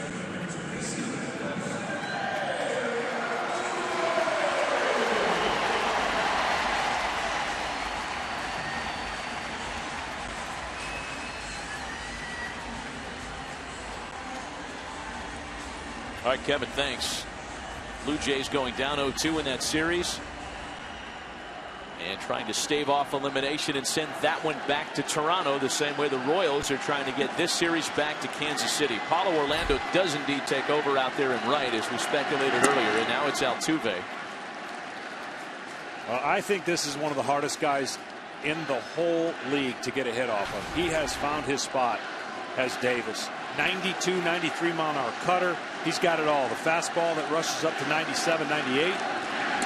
And then that breaking ball just to give you a little different look. So, as you said, 6 outs is what they're looking. The script has been flipped here. from the Astros needing 6 outs, now the Royals need 6 outs. And you're right, this guy is filthy. The cutter he throws is what makes him so tough. 93-mile-an-hour cutter. Altuve grounds to shortstop. 2 out here in the 8th. You saw Greg Holland there, who has been so good at the very end of the Kansas City bullpen each of the last couple of years. Of course, Holland with season-ending Tommy John surgery. He's here in uniform, certainly not available. As you can tell, that surgery's fresh, walking around with a sling. His road to recovery is only just beginning, and there aren't many teams that could withstand such a loss the way the Royals have been able to.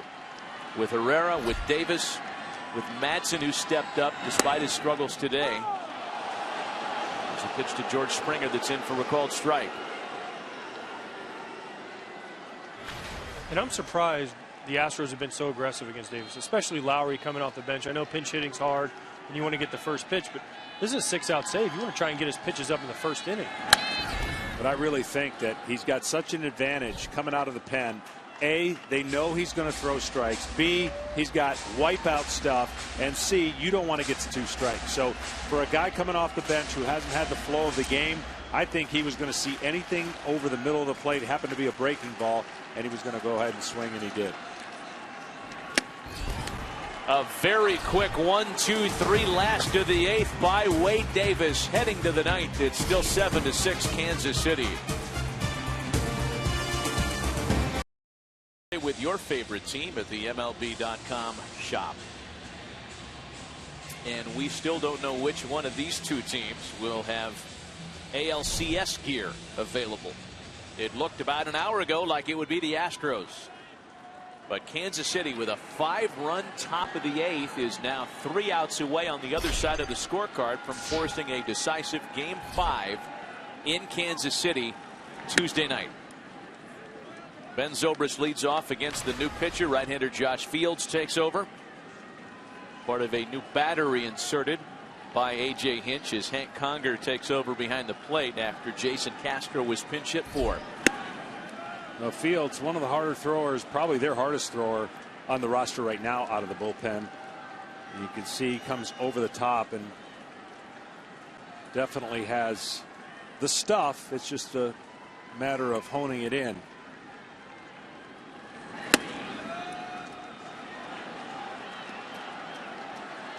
It wasn't that long ago that Josh Fields was the Astros closer before they brought in guys like Pat Neshek, Tony Sipp, Luke Gregerson. This guy was their closer of the present and the future.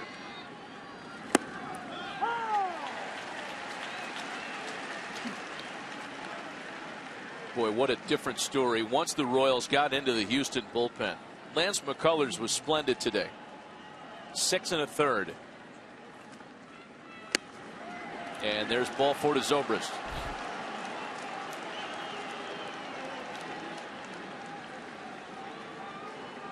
So Kansas City thinking about padding its 1-run lead. They'd love some insurance here heading into the bottom of the 9th. Lorenzo Cain will have that chance. Again, a reminder that the Blue Jays and Rangers in progress on MLB Network. We'll take you out there as soon as this one comes to a close on FS1.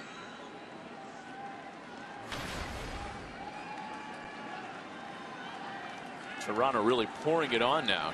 A 6-0 lead. Derek Holland out of that game yet? He is. Colby Lewis is taking over. 0-1 the count to Kane. He had an RBI single, one of the 5 singles in that 5-run 8th.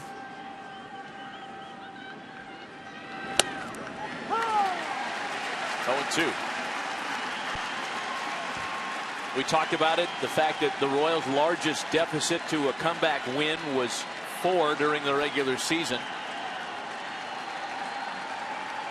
The largest lead blown by the Astros this year was 3. As Kane goes down on 3 pitches, and he was not a big fan of Ron Copla's strike zone.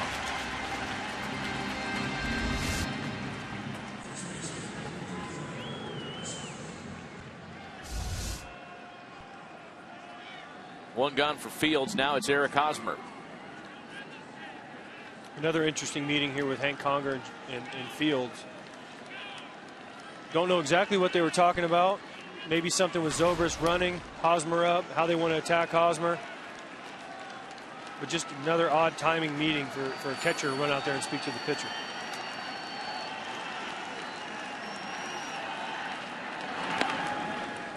In the bottom of the 9th inning, Houston will have Correa, Rasmus, and then Marisnik.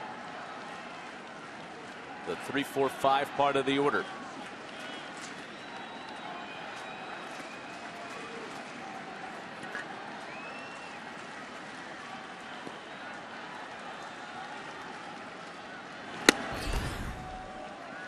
These are two teams that have endured very different fates in postseason elimination games.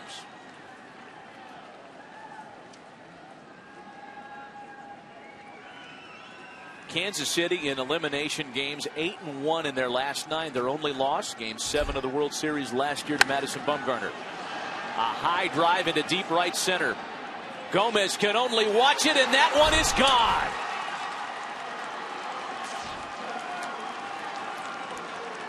Eric Hosmer's last 2 at-bats of this series have been big ones. An RBI single in the 8th, a 2-run dinger in the 9th. Well, that's the first time he's been able to get on top of that heater. They've been burying him in, and he's been getting beat.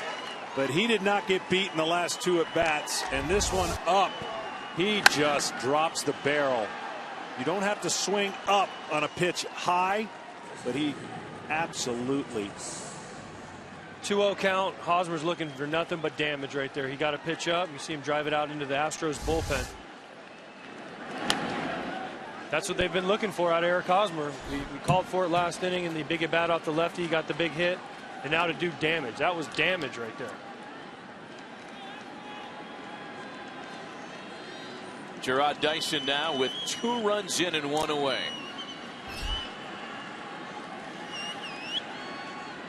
Eric Hosmer had been 1 for 15 in this series before his 8th inning RBI single. That's the difference in being ahead in the count as a pitcher and behind in the count. You get behind to some of these guys, and your best weapon is a 4-seam fastball. Guys are not going to miss that. Well, like I said, you can't push a button just because you've come back historically before and won a game that nobody in the world thought you could win. But that dugout is a confident dugout. They're not going crazy even right now. They're not smelling anything before they actually execute. But the whole time they have been putting together these at-bats, and finally that patience paid off in a big way with a crooked number with 5 runs in the 8th, and they've got their stud on the mound in Davis for 3 more outs.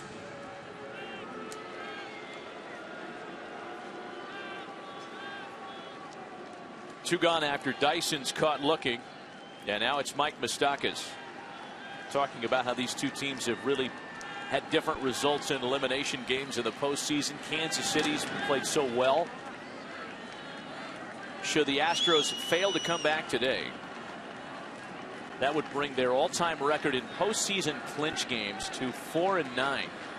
Check that. 3-10.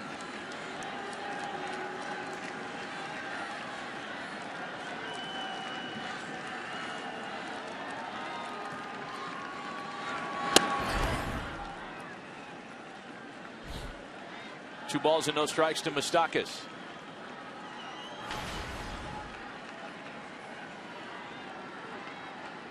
Seems ironic that our Maytag trivia question today was in regards to the last time both American League Division Series went 5. Because we seem close to that fate here. And the way that Texas-Toronto game has started, it looks like the Blue Jays are set to take that one back to Toronto. Now a 7-0 Jays lead in Arlington.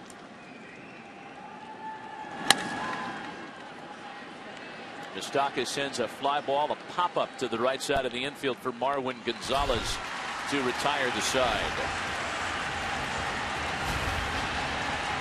Eric Hosmer pads the lead. His 2-run home run takes us into the bottom half of the 9th with the Royals in command, 9-6. Of a 21-year-old rookie, the second youngest in postseason history to have a multiple home run game. His first coming in the third inning against Giordano Ventura. And then in the seventh, a 2-run shot against Ryan Madsen. That was followed by a Rasmus homer. It looked like the lead was comfortable, but as a part of the 5-run eighth, Carlos Correa charged with an error. 5 runs on 5 hits, that error. And the Royals have not looked back. In fact, they've added to it. So Carlos Correa would lead things off last of the ninth. Wade Davis 3 outs away from forcing this series back to Kansas City Tuesday night. Correa, Rasmus, and Marisnik. Into center field, a base hit.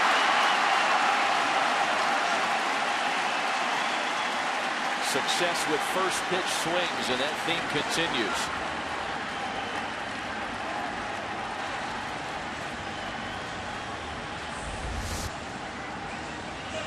Another nice swing here by Correa. Ready for the fastball from Wade Davis with down by 3. See him right there trying to get on top of the ball. Looked like he broke his bat, but he hit it just hard enough to get it past Zobrist up the middle. That bat, as they say, went down a good soldier. So now Colby Rasmus, 4 home runs this postseason. A single and a solo shot here today. How big was that 2-run home run by Hosmer? On a day like today, when nothing is taken for granted, that additional 2 runs, a huge cushion for Wade Davis, who has never had a 6-out save to his credit. Well, yeah, it's nice to get those extra runs, because then you can face the first couple hitters totally different as a guy who's trying to close out the game. There's a good chance he wouldn't have started a fastball to Correa had it been a 1-run game, but you got a little bit of cushion, and you just don't want to put the tying run at the plate. That's typically, everybody knows as a closer, that's what you don't want to have happen if possible. On the outside corner to make it 2-1. It changes his approach, not only the pitcher but the catcher, because you keep looking up the scoreboard saying, okay, I have a 3-run lead. Okay, yes, Correa got on base, but then okay, Rasmus has done a lot of damage in this series in the first 3+ games. I can go right after him. Even if he hits a homer, we're still winning. And not having Gaddis on deck, having Marisnik, that's a huge difference in the lineup and the way it plays out.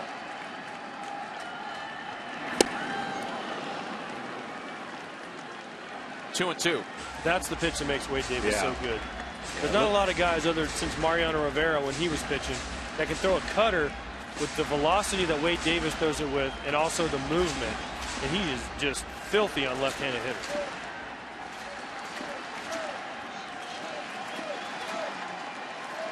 Leadoff hitter aboard after Correa's single. 2 balls and 2 strikes to Colby Rasmus.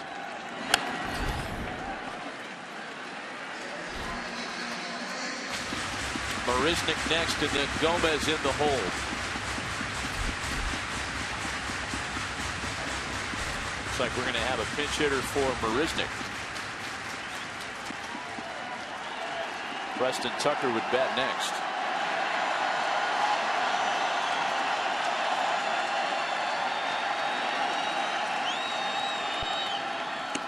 And a called strike 3. And it looked like Colby knew it.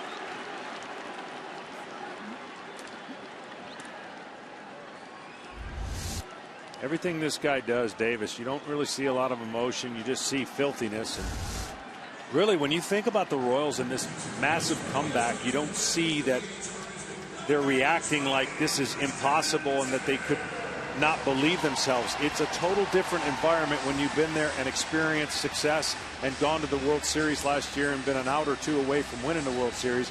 Whereas on the other side, you're absolutely going to be pumped up. You're 6 outs away from moving on and playing in the ALCS.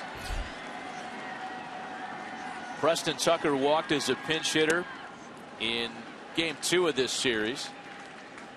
25-year-old rookie came through with a pair of pinch hit home runs during the regular season. If you're thinking about getting to Wade Davis for a crooked number, as the Astros will need to do, it's not very encouraging if you're a Houston fan to to know that in 216 career relief appearances, Davis has only twice allowed as many as 3 runs.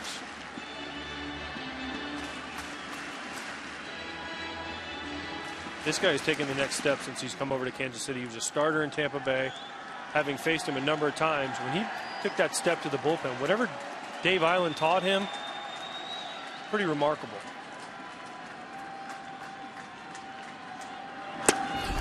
Big swing and a miss, and Tucker's down to his last strike, a ball and 2 strikes now. For me, I know you can have all the pitches in the world, but you got to have guts, and you got to have command, and you got to have the ability to throw it at any time, at any place, and that's what he does. You just can't lock in on anything. He's got 4 different pitches he can go to, and he's comfortable with them all.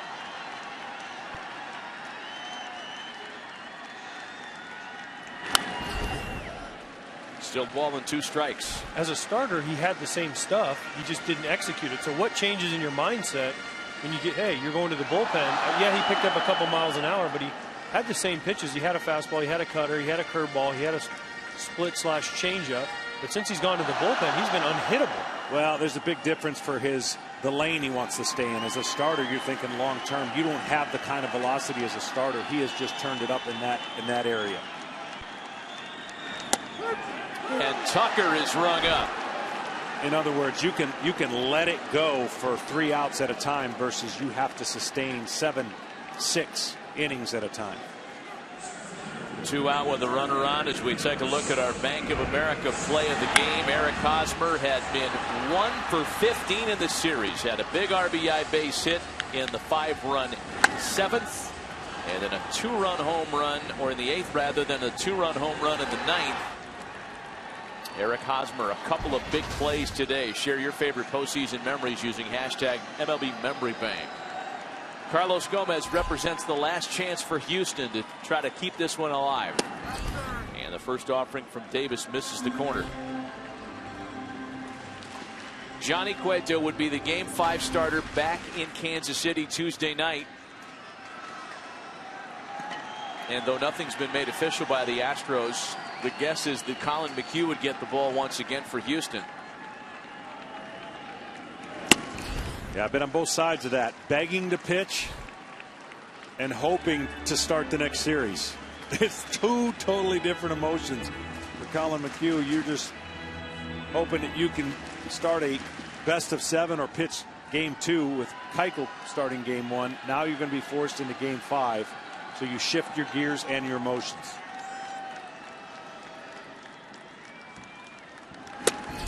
Gomez really late. Is Keuchel going to be available out of the bullpen a la Madison Bumgarner against these Royals last year? I would think so. Obviously, they know him. He's been pressed to the max. It's a little different when you're throwing 128 pitches and you know you've emptied the tank, but I would think so. The situation calls for it. I wouldn't call for 5 innings, though, because the 5 innings was desperation and there was no tomorrow.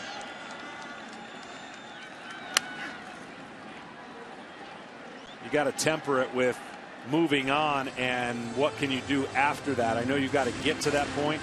Game 7, all bets are off and you throw everything out the window. Anybody can do anything, but this is going to be such a mentally tough day and a half for Houston if they don't rally here with 2 outs and really collecting themselves to focus on this one game coming up.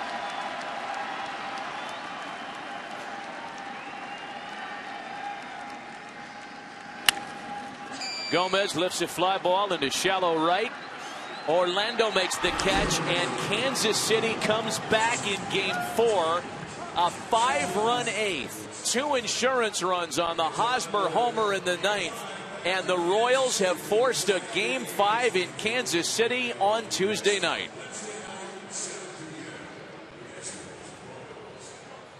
The Royals have been terrific when their backs have been most to the wall. Winners in 9 of their last 10 postseason games when facing elimination.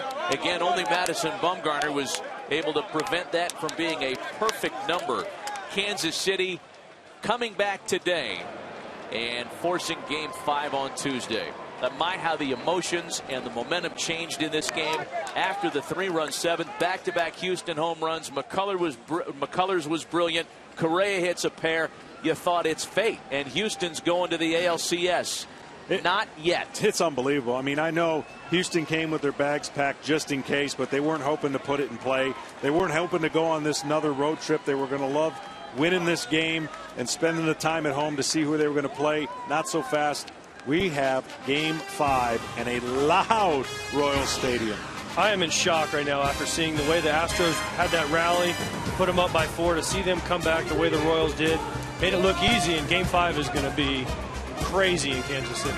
Final score this afternoon, the Royals win it 9-6. For John Smoltz, AJ Pierzynski, and John Paul Morosi, Matt Vasgersian thanking you for joining us from Houston. This terrific division series continues Tuesday night when Johnny Cueto and the AL champion Royals play host for the decisive Game 5. For now, we're getting ready to send you out to Arlington for the remainder of the Toronto, Texas game.